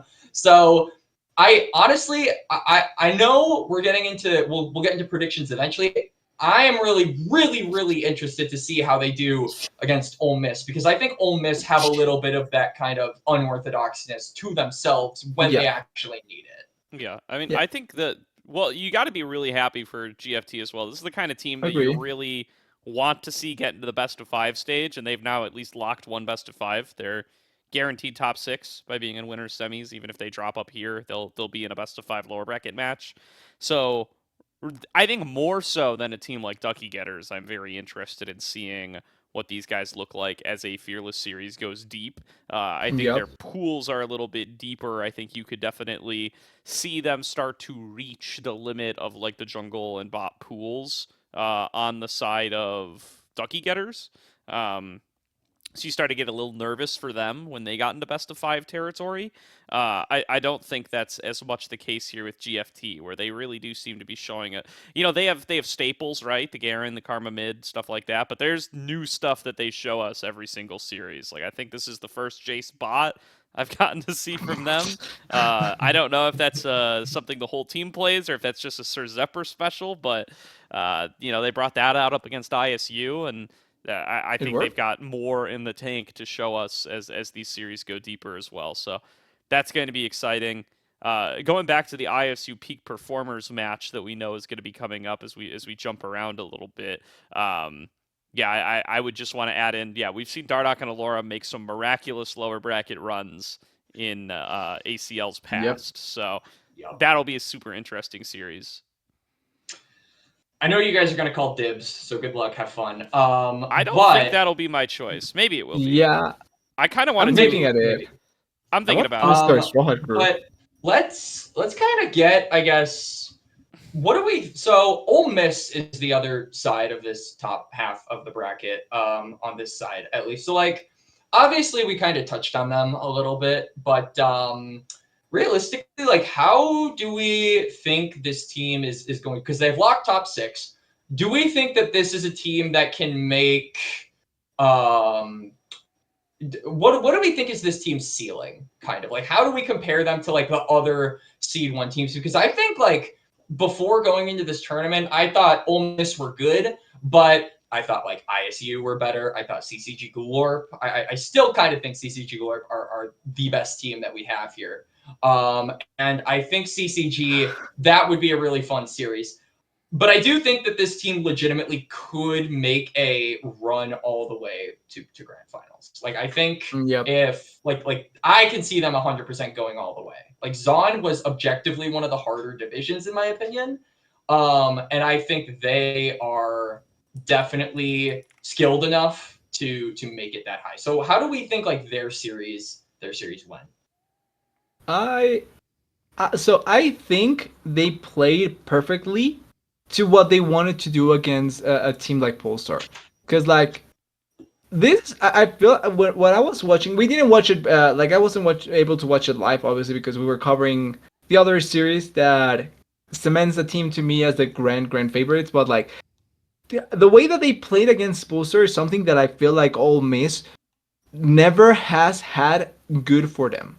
If I'm not sure if that sounds correctly, but like when you look at Ole Miss past years, they had a clear playstyle and they played around it really well, but they were always lacking certain things that kind of pushed them away from being a top team. But when you look into this series against Polestar, like I feel like this is a much more complete version of Ole Miss in general. Like not only having a much better, not wildcard, like a much better explosive player in Azayla, which I think was the biggest addition, and I've said it since the start. Like I think changing mid laners was the best thing they ever did because that gives them an extra layer of depth to what they can accomplish. But on top of that, they added a little bit more weight to their game. Like I feel like they were a team like that needed to go like this to make things work out. Like they need to be on a tempo, quick on the tempo, and they were moving around that as a cog, but they were moving around that consistently. I feel like they added onto that playstyle kind of like a stoppage, like a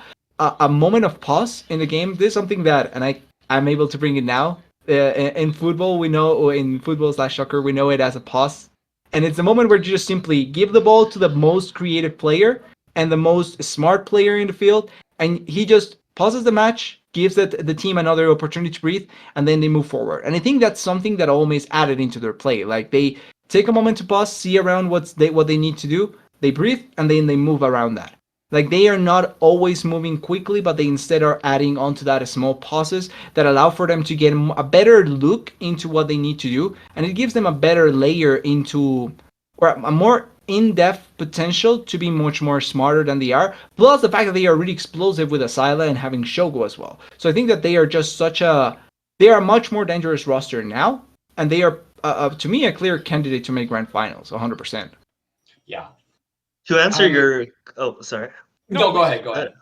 To answer your question, Quax, I think their ceiling is first place. And the reason I say that, like, call me the rank 1 Ole Miss Asila Glazer or whatever, but Go for it, man. they have a roster where every single lane can carry, right? They can play around everyone. Shogo, he is known as the guy, like, individually just one of the greats of tier 3 right now.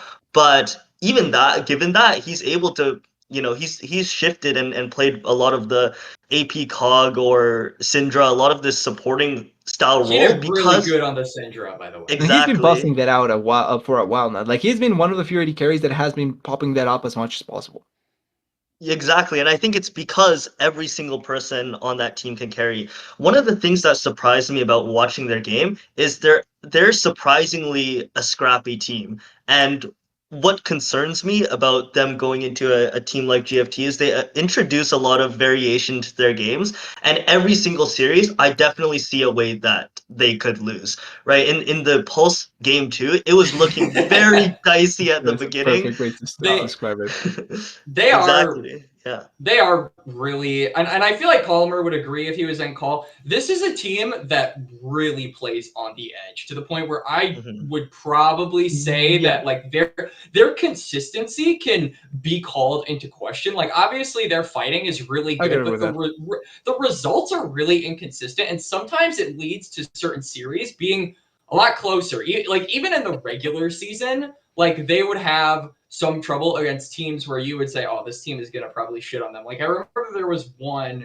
where I was really surprised it went to 3 games. Okay. I There think it were was against multiple Edward Foxes, series no? like that, but hang on. Yes. Let me rattle Like, you off a list. But that's something that's a thing that has been present even from last year, right? Like that is nothing. I don't think that's something new from Ole Miss because I think that has was always Edward been Foxes. something There's that Everfox has and Skibbity Looks appeared. Maxers too.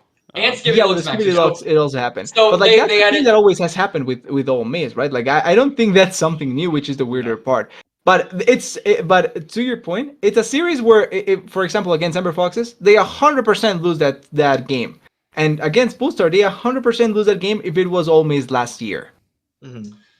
Yeah, I agree with you. I really like the point that you made about Asila. Like we talked about like firepower when we were mentioning some of the tier 2 teams and specifically Disguised early on in the episode. Yep. I think that's exactly what Asila brings to the table is that extra bit of firepower because this man, his hands are super fragilistic expialidocious. They know what they're doing and he knows what he's doing. So that's what I like about the team. The one concern that I have, and this is kind of a sentiment that I talk about with a lot of top teams, is like I think in particular, like I'm worried, and this also goes for like CCG Glorp. I'm a little worried about jungle. Like I think KJ Icelandic is a really good player.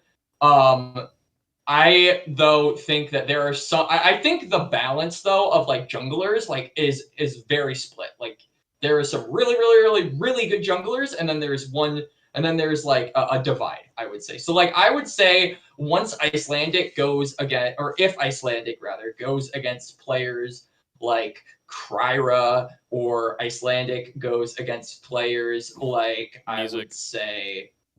Music. Yeah, music. I would rope in there as well. Like I think Icelandic is a really good jungler. I just think that he is also a little bit inconsistent. Like there are certain times where I think Icelandic can be a little bit lower than what we expect him to be. But he can also really hit those highs. So it's kind of like the 3-6-9 meme where you kind of roll the dice on whether it's going to be a 3, a 6, or a 9. That's kind of Icelandic's It's a play 3-3-3, a style. 6-6-6, or a 9-9-9. Yep. That's kind of where I would place Icelandic's playstyle is just like you kind of roll the dice on which Icelandic you're going to get. in each series. But so far, he's really been showing up. So if they can continue that form, like again, this is not like an Icelandic hero hate train. Like if he's actually at a really good form so far in playoffs, if they can continue that going forward, I definitely agree with Aloxeo that this is a squad that can win it all. And I really want to see them win it all because I'm a Land Sharks fan at heart. Can they win it Okay. all? Yes. Can they lose to GFT next Yes. series? Also, yes. That's what worries me. I think GFT. I think really what's going to make the big difference going forward is definitely going to be those BO5s. Like I think GFT. I said this in the last episode, but I think once GFT get hit with best of fives, there might be some difficulties because a lot of teams simply aren't able to comprehend and really react to this dark technology witchcraft shit that they have going on in their drafts. Once we get to BO5s, I can see that changing. Sorry, you're saying GFT is hindered or benefited by BO5? I think they are going to be hindered by BO5. Yes, Personally. I agree with that.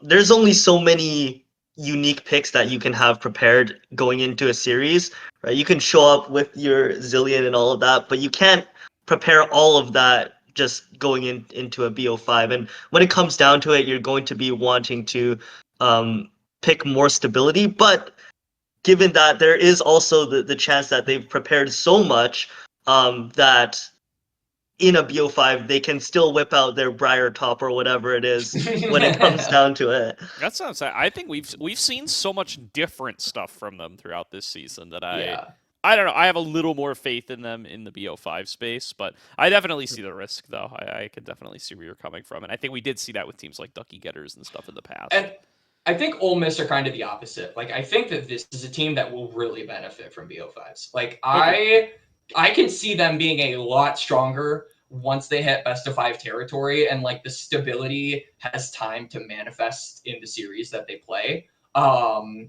So I guess I feel like I've kind of said my piece about both of these teams. I think TDS is currently not with us, Gordo. So you're gonna have to carry. Yeah, you're gonna have to carry us. So is Slayer. Rest in pepperonis. But kind of tell us about this AOE CCG Glorp series that you had going on because this was a big one. Yeah, this definitely was. Yeah, it does look like we lost TDS entirely, so Colombian internet may be getting to him, but we'll bring him back soon. Sorry, what was your question? I was trying to figure out whether TDS was here or not. No, I was just asking about AOE versus CCG Glorp. Like, what did you notes from that series? Oh, okay. Yeah, I mean, I think. Well, so first of all, the AOE win was a forced FF. Yes. Because CCG Glorp arrived late, so it was a de facto 2-0 for CCG Glorp. Is some missing context there. And I mean, I think that's the thing. I think I almost wanted to just like summarize this whole quarter of the bracket and get into lower bracket matchups just because I feel like the story for both CCG teams is just that they were definitively better than their opponents. And I think that was true in CCG Glorp versus AOE as well, which is something that you should definitely make a lot of teams afraid of CCG Glorp as a team that we're talking about as potential contenders to win this whole damn thing. It really, really impressive stuff. I mean, Zamudo kind of ran it in his Ambessa game in game number 2, and it really did not feel like it was able to matter in any kind of long-term sense. Like I think, Scary Jerry is as dangerous as Scary Jerry was just airballing all his Ziggs ultimates. Zamudo's running it down on Ambessa, and I think Vacant and Fimony were able to very considerably carry their weight and do a very good job as a duo themselves. They were just on the Sejuani Yone, and they were able to, I think, really drive a lot to pick up the pieces and be able to set up winning plays. And this is still a team that, even well behind, team fights very well together. You could tell that Zamudo, Scary Jerry, and Zyko have been well drilled under a very good coaching staff for a while, and that comes through regardless of what they're playing like in the earlier stages. It's, I think it's going to be tough to find a matchup in this bracket where they aren't favored. And, their performance up against AoE, even while in a disappointing position from the start where they had an FF, did not really seem to shake them at all. I think they performed at a very high level, and Zamudo especially, like Zamudo is like in his peak right now. I think he's just like he's piss chilling in the off season. He's playing whatever he wants. He's getting the Ambessa every time it's available. He played a Malphite game. What's some of the other stuff he played earlier in the bracket? He played some Kale. He's playing the Darius. He's just going for whatever he feels like, and he's finding a lot of success on it. I feel like there is a pretty low chance we'll see this matchup. I would really like to see Sunlight versus Zamudo. I don't know why, but I feel like that would be the funniest top lane match. It would be memes, but it would also legitimately be, I think, like a bloody matchup because I feel like there isn't a lot of series where we're like, oh, the top laners are gonna go blow for blow. Like in a meta where I think bot lane is still kind of the focus, and obviously the AD carries are getting a lot of attention deservingly. I think like that would be a really cool series to kind of go for. But I'm actually really glad that you talked about Vakin and Fimeny, because these are the two guys that I'm most worried about when we get to like some of the more upper bracket matches, because obviously they're not from fucking Dragonsteel. In the case of Fimeny, like he's relatively new to the whole scene. He was in the Saito Combine, and I was actually pretty impressed with him, even though he didn't go to LA. Like I thought he actually put up some pretty good numbers. My biggest concern with him lies in champion pool. He seems really, really hell-bent on like going for more of those long-range mages. And like obviously we've seen this play style work with players like Samikin, who don't diverge from their best angle as a player and sort of just play what they know. That said, though, I don't think Fimeny is as proficient as a player like Samikin. So I do think that there are certain ways that some top teams can exploit him. And Vakin, I'm gonna say it, like especially against CCG, where I would argue CCG's best player is Kryra. I am flat out worried. Like I know you said Kryra pulled his weight and managed to bring that game back, but Vakin managed to pull that game back and managed to carry his own weight. But this is fucking Kryra, who I would say is like maybe the best jungler in the whole thing. Like he is. It's either him or Music. I would put Kryra over Music. Yeah. Like this guy is fucking metal. And knows what he's doing. So I don't know. I think I have CCG Glorp winning it, but I do think CCG have a way where they can turn this. Yeah. I think the best summary of like my inputs on that CCG Glorp series is they played up against AoE, a tier 1 team. We had them seeded top 4 coming in. They're the seed 1 out of their group. They went undefeated in their group. I go into that matchup and I come out of it higher on Vakin and Fimeny than I was before, which I think that says a lot, given that their 1-to-1 oppositions were City Witty and Ariandel, which not the peak that we have here, but certainly on that top tier. They're just outside NACL looking in is where I would put them. And the fact that Vakin and Fimeny were able to perform very well. Granted, I'm sure they're leaning on their more experienced teammates to some degree. I would not be surprised if a lot of the shot calling is coming from the Dragonsteel portion of this team. But that's going to be true throughout the bracket. So I have a lot of... I'm more confident in this team after that AoE series than I was before it. Join me, brother. I do think, not to take away from Fimeny or Vakin, I think they're excellent players. Obviously, they're surrounded by very good parts, and it's harder to look not good when your parts are Dragonsteel on your team. And I know that Quax said that you said Glorp over CCG. Is that right? I do. I would say probably 3-1. 3-1? I think it would be the other way around. 2-1 for CCG Esports. And I think that, contrary to what people think, I think the meta is very mid-jungle, more than it has been before. It's been ADC for a really long time, but with the introduction of things like mages and pretty much being able to pick whatever you want bot lane is what it seems like. I think that a lot of the agency in that series is going to come down to Kryra, who who is the second best jungler in the tournament behind Music, I think. But um but I think that series will go to CCG. I mean, they've been working together as a team probably longer, I would assume, before the roster changes. And I think that just their experience as a team, I know their coaching staff and stuff like that, and that gives me a lot of confidence in them. I actually don't know the Dragonsteel or the CCG Glorp coaching staff very well, so maybe again I'm probably biased, but I think in terms of consistency and where the meta is looking right now, I think that Kryra will be the lead to CCG winning that series over Glorp. All right.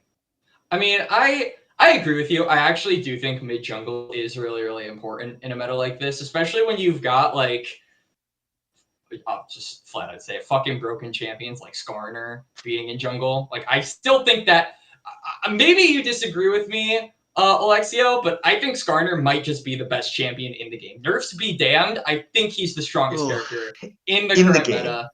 Yeah, right now, like if we're looking at competitive, he's got like I think he has the highest win rate. He's like up there in pick rate along with like Yone, except it doesn't seem like teams know how to play Yone. I would put Skarner. I think if you know how to pilot Skarner, you can actually take your team pretty far. And I think that Kryra can obviously fucking pilot Skarner. I think that Skarner is a good champion. I also think that teams don't prepare against it properly and kind of just assume it's pick or ban, and if it's picked, we'll kind of take Corki and pick whatever, something along those lines, like other OP picks. I think there's a lot of options that you can have into Skarner, like Gwen is one. There's also Ivern, Fiddle. Like there's a lot of weird niche picks that people aren't picking. But I think Skarner does have a lot of agency in terms of it should be flex top right now. It's a very strong champion in top lane as well. We flexed it to top against ISU in game 2. And I don't know why I don't see more teams doing it, because it is very predominantly showing in jungle when it should be even more dangerous as a flex pick right now. But I also think that B1 Skarner is theoretically not that good if you have a lot of preparation. I think if you're a team like GFT, you should try and bait a Skarner pick and do something very creative against it to try and throw them off their guard. Yeah. Okay. I mean, I think CCG Glorp will take it, but I actually again I think it will be close. So I am really interested to see how that one pans out. Hopefully we get to stream it. I'm not asking for something particularly. We'll see. I don't even remember. There was like one match I really had my eye on, and I don't even remember what it was. I kind of want to do AoE Mirage, but we just did AoE Mirage. Well, so that's lower bracket, and then we've got higher bracket on a different day. Yeah, so I mean, there's only 4 matches to choose from for when we come back. Yeah. So we'll figure it out. These are all really good matches, not gonna lie. So let's talk about the lower bracket then. So St. Clair Saints versus Pulse. So actually, should I go over the ones the Fallen in a way? Sure. Yeah. All right. So the lower bracket R1s, we had Pulsing Gooners taking a 2-1 or a 2-0 over Weaver. We had Mirage Alliance taking a 2-0 over BlackRock. We had Straw Hat Crew taking a 2-0 over Ember Foxes, and the Peak Performers with a 2-1 over Gentle Hearts Gaming. So, tribute to the Fallen a little bit, especially to Gentle Hearts. I know this was their last split ever. They're done after this. So, pouring one out for them. I really enjoyed their roster this year. I really wish they stuck with Mikel. I think Mikel was like kind of their X factor. But is what it is. I really liked GHG. I liked their program. They were also always super nice to casters. They would reach out to me, so I really liked them for that. So thank you, Zygomatic in particular.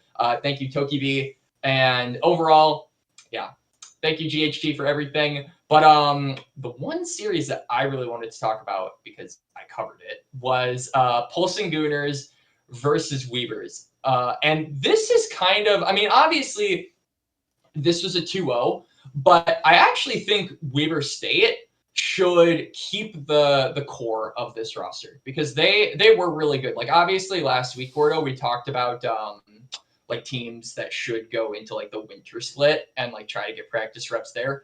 Weber is definitely one of them. I Well, think and it's this like team. their CLOL season started too, so like I gotta believe they're pretty committed at this stage. Like they're playing, Yeah. fall openings and stuff. Like they're Yeah. obviously their fall semester has started. It's tough to recruit new players. We are getting, for the winter as a semester. college student myself, we are almost done with the fall semester. So Yeah, but I mean, know. recruiting between fall and winter is much harder than recruiting in the summer going into fall. Yeah. I do like. Point is though, I really like Weber. Pulsing Gooners though, I am a little bit worried about this team going forward, and it's not to say like anything super bad, but I do think that they have tendencies and patterns that better teams could very easily exploit. Now, if that better team is St. Clair Saints, I don't know. But because obviously Pulsing Gooners are Zone 2 and St. Clair Saints are Zone 3. But I do think that like Pulsing Gooners have a very kind of almost like prophetic, like it's almost like they're forced to tendency to go in for a level 1 play. Like they did this against GFT. They did this a lot against Weber. They love going for level 1s and they love playing around Aaron. And I think this team lives and dies by Aaron. So I'm not sure how far they can make it, but like I do think that like Aaron and Co are definitely, it definitely is the Aaron show team. So I'm not sure how far that will take them though, is my concern, because it does kind of feel like they have other issues, particularly stemming around, again, patterns in the early game. And then they are a little bit clumsy in the late game from time to time. I don't know that much about Pulsing Gooners, but I do know quite a bit about St. Clair, because they're the ones who I believe knocked my CLOL team out of the East Conference for more than 1 year. So the St. Clair team, I think, even if Pulsing Gooners have a lot of issues in some areas, I do think they'll take the series 2-0, and it's not to say anything bad about St. Clair. I think they're a very strong team, especially in the CLOL area. It's because there's a lot of preparation that can be done into the St. Clair team and sort of the way that they play. And I think that their play style, where they tend to really push really hard on one side and then kind of propel the game in a similar way to ISU, is also their biggest shortcoming, because a lot of times they make mistakes around that. So they're very good at closing out games and taking advantage and running with it. But if they get stopped, or there's a plan to cross map, or they tend to overextend sometimes, if they're not constantly pushing on the gas pedal, then I believe they struggle a lot. And against teams that are lower than them, St. Clair is generally very consistent in beating teams. That's why they always do really good in CLOL.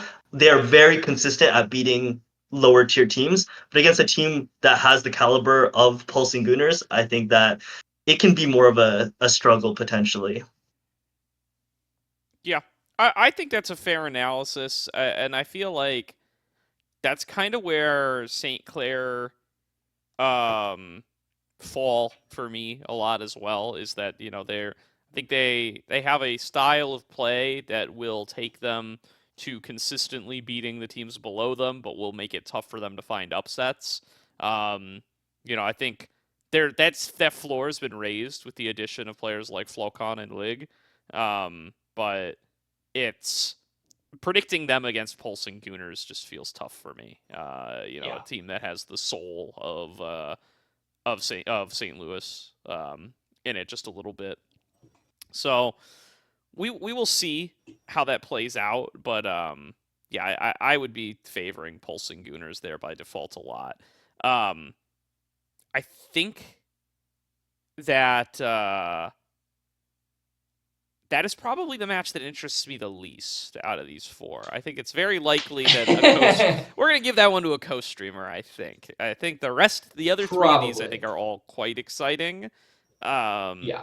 I think I could probably make a guess about which our two are going to be, but let's talk No about the next one. Let's talk about spoilers. AoE Mirage.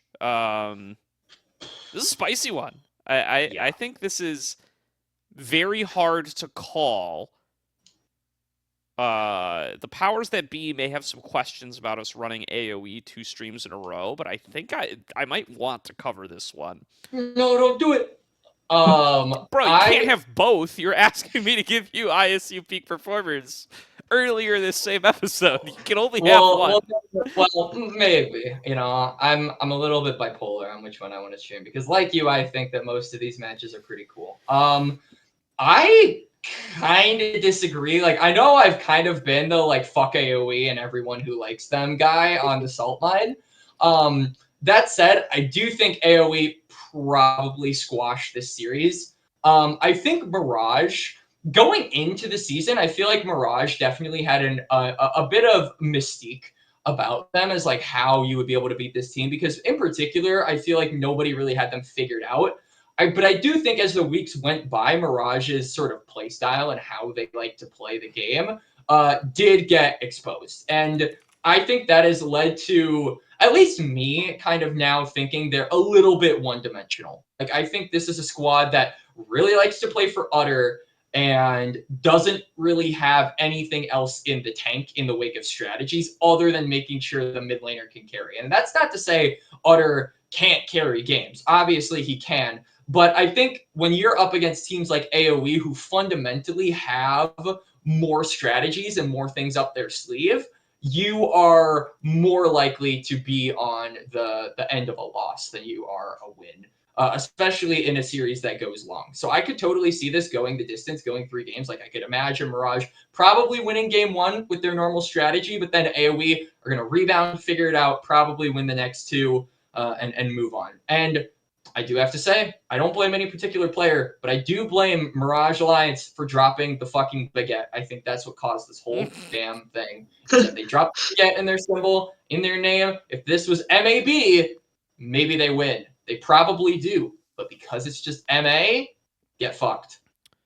I think I disagree. I was impressed by their performance up against Pulse, despite it being a 2-0. I think that second game was very winnable for them. Had just a couple of things gone a little bit differently, and had Levitate been a little less cracked.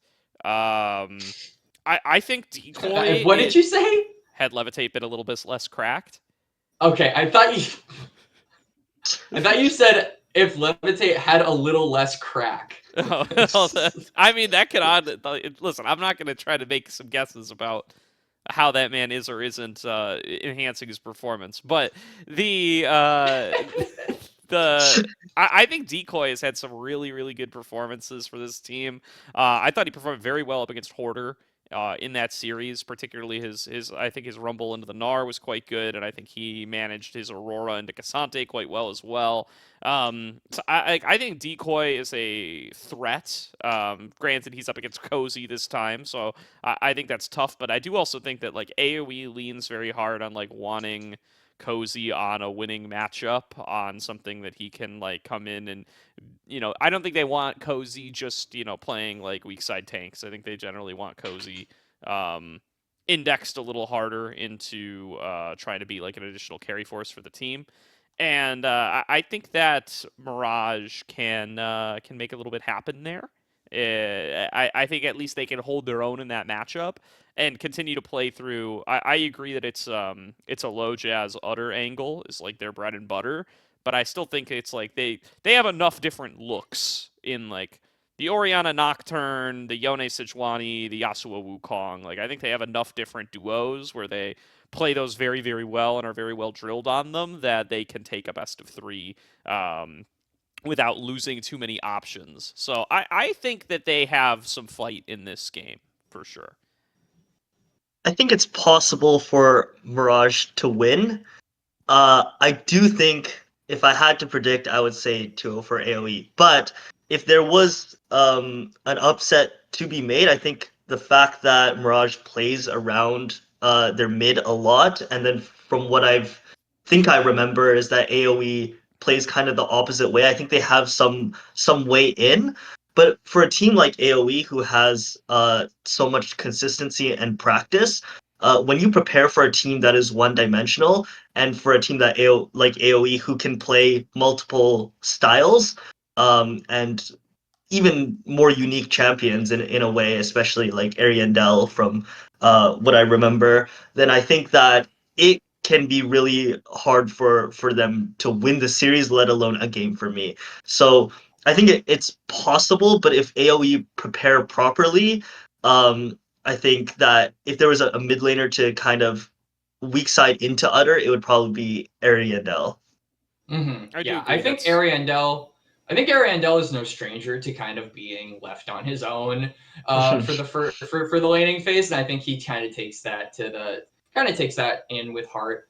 So yeah, he really is good. Like in particular, like the Summer OQ1, like the first Summer Open qualifier, that guy was like debated to be one of the best mid laners in the entire tournament. Like he was really good because he could basically soak up any pressure that you put on him like a sponge and then explode later on in the game, especially on champions like ACL. His dragons are quite good. Yeah.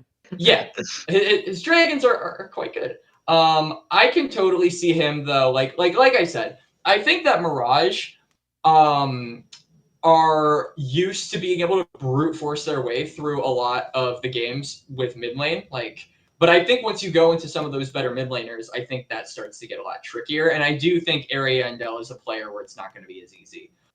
It might net them a game. I think it will probably get them at least one game, but I don't think it'll get them the series. So I wouldn't say 2-0, but I will say I think AoE are favored in this one with a 2-1. So that's my prediction. But in all honesty, even if Mirage go out, they should 100% be proud with this performance. Like I actually think Mirage was like an organization that a lot of people thought were just done. Like it seemed like after spring, this team was burnt out. The camel gets tired and just kind of lays down on the ground. But it got back up again with the baguette, took that baguette away. That's okay. And managed to start walking again. So, credit to Mirage Alliance for returning and putting on a really good performance. So whether or not this is the end of the road for them in the ACL or not, credit to them all the way because I actually really enjoyed watching them play League of Legends. Yeah. I'm hearing some word they might make a little Oki return this upcoming year. So I'm excited if that happens. Perhaps even with hopefully keeping the core of this roster, if not this entire roster outright, would definitely be a fun one. Apex to watch. Mission Mirage. Apex Mission Mirage. So with that said, let's move on up to the next matchup. Polestar Straw Hat Crew. I may have lied a little bit. This one might not be that close either. I like Straw Hat Crew, and there's a little life to be had with them being able to take down Ember Foxes, although Ember Foxes has been a team all season that I feel like could lose and explode at any time, and have. So I can't take that as like a big get-right match for Straw Hat Crew. They did, of course, get 2-0'd by Glorp, although I think a lot of teams in this bracket would get 2-0'd by Glorp. And we got 2-0'd by Glorp. We got 2-0'd by Glorp. Let's be real. So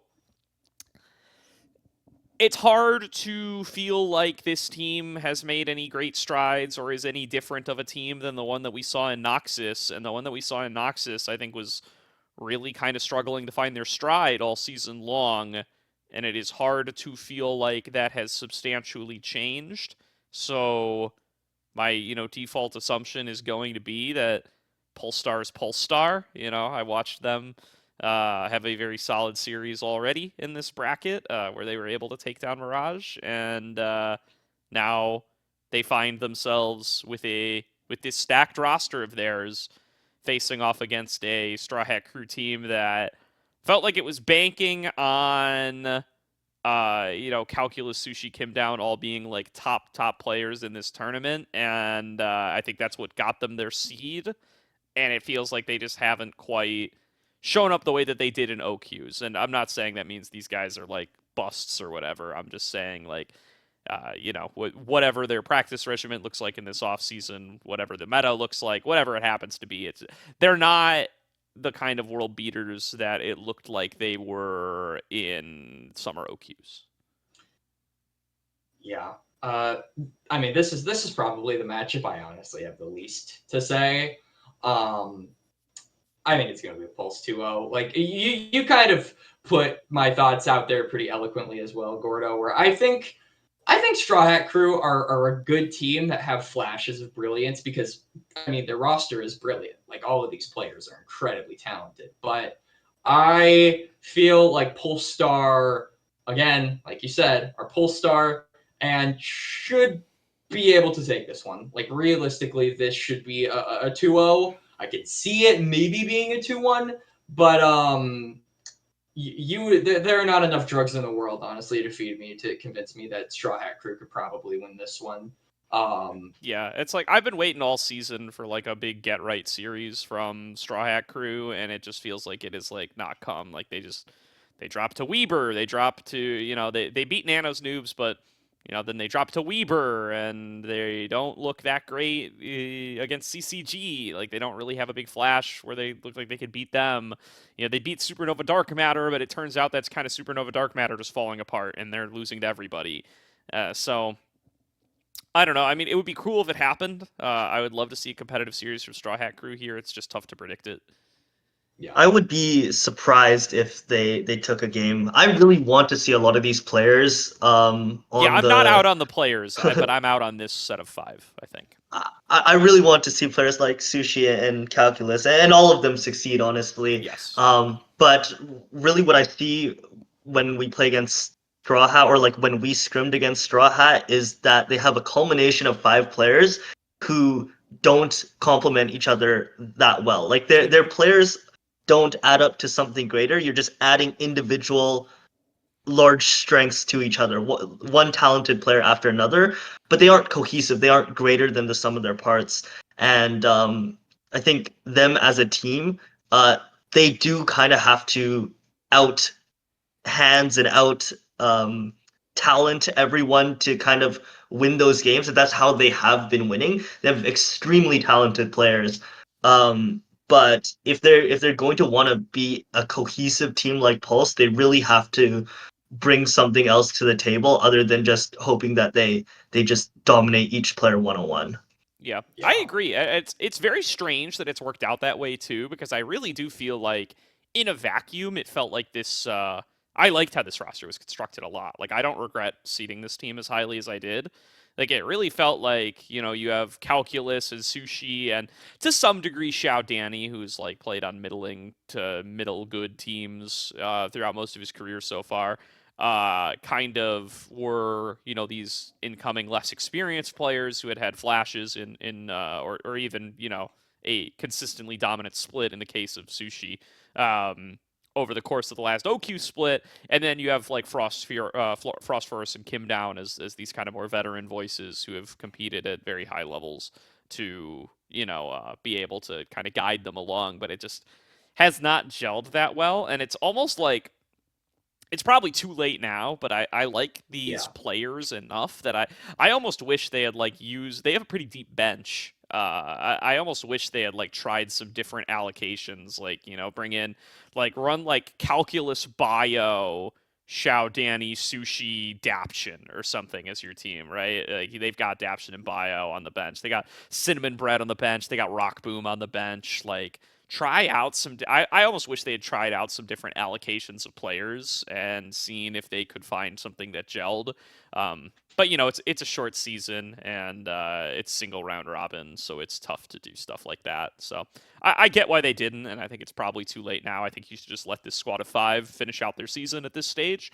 Yeah, it's just I don't know. It's almost just like it's an anomaly to me that it didn't work out. Sometimes some groups of 5 dudes just don't work out.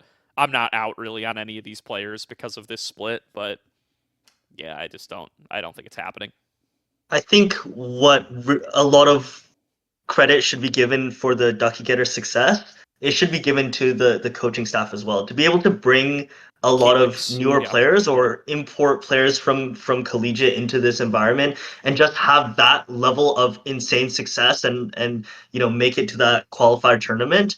It usually very rarely is just a bunch of not rookies per se, or like newer players to the scene, just outright being that skilled to begin with. There, you see it, but a lot of the credit has to be given to the coaching staff to be able to take a team like that and continuously make upsets throughout the tournament and have a run like that. Yeah. For what it's worth, I mean, Keelix didn't join until the second OQ on that team too. They had a guy named Rise in the first OQ who, Yeah. as far as I know, did nothing before that. So I mean, maybe I don't want to write him off and say he didn't do anything. Maybe he very well did contribute quite a bit. I have a very high opinion of Keelix, but I also do not. It's hard to give him credit for their first OQ at the very least because he wasn't there yet. But I don't know what it was about that first OQ for them, but something had to have happened behind the scenes. sure. I find it. I don't know what it was, but I find it hard to believe that they can just join it and be Completely that agree. dominant. Absolutely. Yeah. They definitely had something that really gelled there for sure. They really were able to make that crew work. 100%. So looking forward to all those players. I know Bio just posted an LFT, which is great news. Bring them back. Really missed Bring him. them back as 5. Really missed Give him me my in ducky ACL. getters. So that'll be a spicy one. All right, let's get into our last match here. ISU Peak Performers. This is an exciting one. More exciting than it looks on paper. I mean, ISU are still very, very good. I still have a very high opinion of ISU. I agree with a lot of the analysis that GFT were kind of like the perfect wild card to be able to come in and beat them, but I think that should make them favored by default in a lot of these lower bracket matchups. So I think I'm going to be predicting ISU, but it is tough to deny the Peak Performers magic, right? Like, first of all, I favor Robbie Bob up against Meslo, I think a lot of the time, like as individuals. And then it's like, there's something about Dardoch and Alorum in these ACL lower brackets, man. They've been so good every time they've gotten into this position. So it's hard to write them off. And it was a 2-1 series when they played each other in the regular season, by the way. Peak Performers did take a game back in week 5. So feels like they could maybe swing it. I'm not going to predict them, but it's very hard to write this team off. I not only don't write them off, but I predict them. I think that Peak go. will win this series. Playing against both those teams, I think inherently the reason why ISU took that series, maybe not the reason, but ISU was on the upswing for the group stage, and Peak Performers was definitely coming off of a very shaky start at the beginning, and they were just recovering. I think throughout the entire early part of the season, it's Peak looked like they're struggling, but they really picked themselves back up. And you can never write off players like Dardoch and Robbie Bob and Alorum and their entire roster pretty much from making it. But the reason I say that is because aside from Peak looking very shaky, is they're also one of the teams that don't play very standard step by step. At least when we played against them, and from the games that I saw, they're a very messy team. They play a lot around mechanics and introduce a lot of variability in the game. They're not very standard, and because of that, and because of the mentality of what ISU is coming off of, I think that Peak will take the series. Listen, I think that these teams are having opposite trajectories at their point in the season. Like, I do think Peak Performers are on like a massive upswing toward quite literally living up to their namesake of performing at their peak. And I think that ISU, after losing to GFT, this is really, I think, the first time people have seen this team action. I mean, this is their first loss in the entirety of the ACL, right? They went undefeated, series record in the regular season, and then this was really their first series loss. So I do think that now the exposure and kind of the blueprint for how to beat this team has been revealed. But as we've said several times, like GFT were the perfect storm in order to beat a team like ISU who play very standard. And I do think peak performers don't have enough variability and enough of that energy to just kind of go for something unorthodox to win it. So I would probably say I'm going to be the big piece of shit here, but I'm going to say ISU probably 2-0 this, simply because I don't think what is good against them. Peak performers don't have the element that GFT had, which allowed them to win, which was that variability, which was that nuance in draft, and which was that diversity that could throw off some of the top teams. So I don't know, if dude. peak Dardoch performers plays some had crazy stuff when he feels like it. I don't know. I think that Dardoch, I think that bot lane is very in ISU's favor. Like I think obviously if they play like NACL, we could maybe talk about that being like a matchup. But Fatikan command attack in particular is adamant that Fatikan is the best CLOL AD carry out there. And from what I've seen, like I kind of believe him. Like obviously this is a separate thing, but when Somebody Slayer and I tag were Shogo casting, in this clip. yeah. But like when well, I mean, I'm not saying it. I'm just echoing what Sure. Command Attack said. But when I watched them in the NACE Grand Finals against Maryville this past weekend, Slayer and I casted that one. Fatikan definitely was able to go toe-to-toe with Scary Jerry. Like, I think I think you could chalk it up to Scary Jerry kind of had a bit of a rough series. But I do think Fatikan is at least 1 or 2 leaps ahead of Sage Wabe. I think Barlow and his ability to link up with Fatikan is also something that makes this team really special. I kind of agree with you guys in saying that I would say the big difference that peak performers can win out on is mid lane. Like, I think Robbie Bob is better than Meslo at the end of the day. I don't think it's enough, though. Like, I think Robbie Bob is good, but I don't think he's going to be good enough to drag what I would imagine to be losing side lanes across the finish line at the end of the day. And I think Jungle will be more of the same. So I think ISU, again, we kind of talked about this.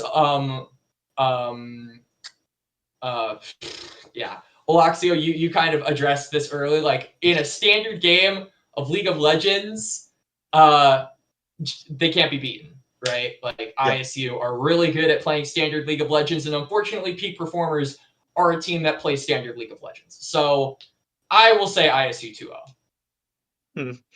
I think that peak drafts somewhat standard for the most part, but their gameplay is not that standard. I think that a lot of the time they're not really doing this one objective, one play at a time, and they're kind of, shooting themselves in the foot sometimes, but they are playing quite messy and showing up in times that you wouldn't expect. That's why one of the reasons amongst many why Peak was a particularly bad matchup for us is because we weren't ready to play where they just randomly have 2 people waiting in a bush somewhere, and we're just not ready for that. And I think that against ISU is an X factor that they can have. But I do also agree that ISU does have really good matchups in the areas that they want. And I will offset that one thing just by saying that the power of the mentality in the upward swing versus the downward swing of losing to GFT cannot be understated. Right? I truly believe in the power of mentality. Yeah. If I can tell a small story real quick, please, of this. Please. In our first match against Converse, right, we were playing for playoffs, quote unquote. But after the match, everyone was kind of dejected, even though we had this kind of idea of getting rid of these champions. We did not want to lose to Converse, and it was upsetting, obviously, that we thought we were about to lose. So what I did was I went out and said that mathematically, there's no possible way for us to make playoffs. And I said that this game truly does not matter anymore. And the reason I said that is because we have a lot of newer players, a lot of players that pretty much are very hard on themselves uh, and are newer to the game, which means that, or sorry, newer to tier 3, which means that in high pressure situations, it's harder to perform. So as soon as they had the realization, or at least the belief, that no matter what they do in the game doesn't matter, the night and day difference of their gameplay, their clicks, and everything is enormous. And the reason I'm saying that is like, well, at the end of the series, we opened up, you know, I think Gordo and TDS stream, and then you guys are like, and next level esports will stay in the playoffs race or something like that. And they're like, wait a minute, didn't you say that we couldn't make it? And pretty much I was like, I did lie to you guys, but it's because I wanted What the to show fuck? you. I know, I fully just outright lied to all my players that we couldn't make playoffs, but with, good heart, because I wanted them to go in with just playing for fun with no stress, right? When they put so much stress on themselves and they That's worry that fucking they're going to awesome. What the to fuck? lose to a lose their playoffs chance if they can't beat, Converse, then they're playing stiff. They're all playing worried. They're not calming properly. They're not thinking about anything except for the result. And as soon as they believed there was no possible way to make playoffs, I mean, I think our performance trajectory shot up in that series. So unfortunately, I couldn't and I didn't pull the same He couldn't. white lie against ISU the next week. But I think it's just a funny story, and trust me, I don't normally do something like that. But I think my players needed it, and there cannot be an underestimation on the power of having mentality and having confidence, right? I think at this tier 3 level, playing confidently and playing worried that you're going to lose or be upset is probably, I would rank it like well above a lot of things, including draft and gameplay and all of that. I actually, yeah, I mean that was kind of an element that I didn't necessarily consider too heavily before we talked about it, because it's like this is the lower bracket, right? I mean, one more series lost and it's Jover. Mhm. So I actually do think that is an interesting, kind of factor going forward.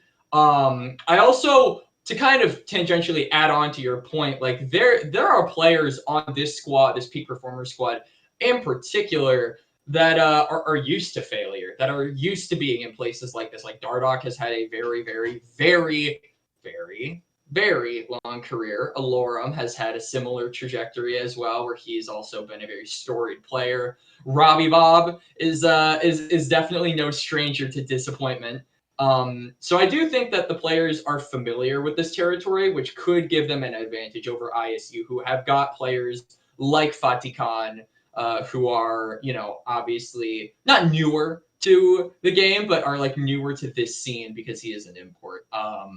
So I think that main difference about like being exposed to brighter lights and being in darker rooms before could certainly allow peak performers to win in an extended series. But I don't know. I just, something about it just, to me screams that ISU are not going to let it be an extended series. Like, I think Music is probably angry that they are in this position. I think they're probably all angry, but Music is he's gonna start going full rock band on these motherfuckers and probably busting out all the stops. And when Music is on, boy, is that shit blasting full steam. Yeah, no, I love that story. First of all, thank you for Yeah, sharing, that story's Aloxeo. awesome. Yeah, Thank but I you. mean, I do.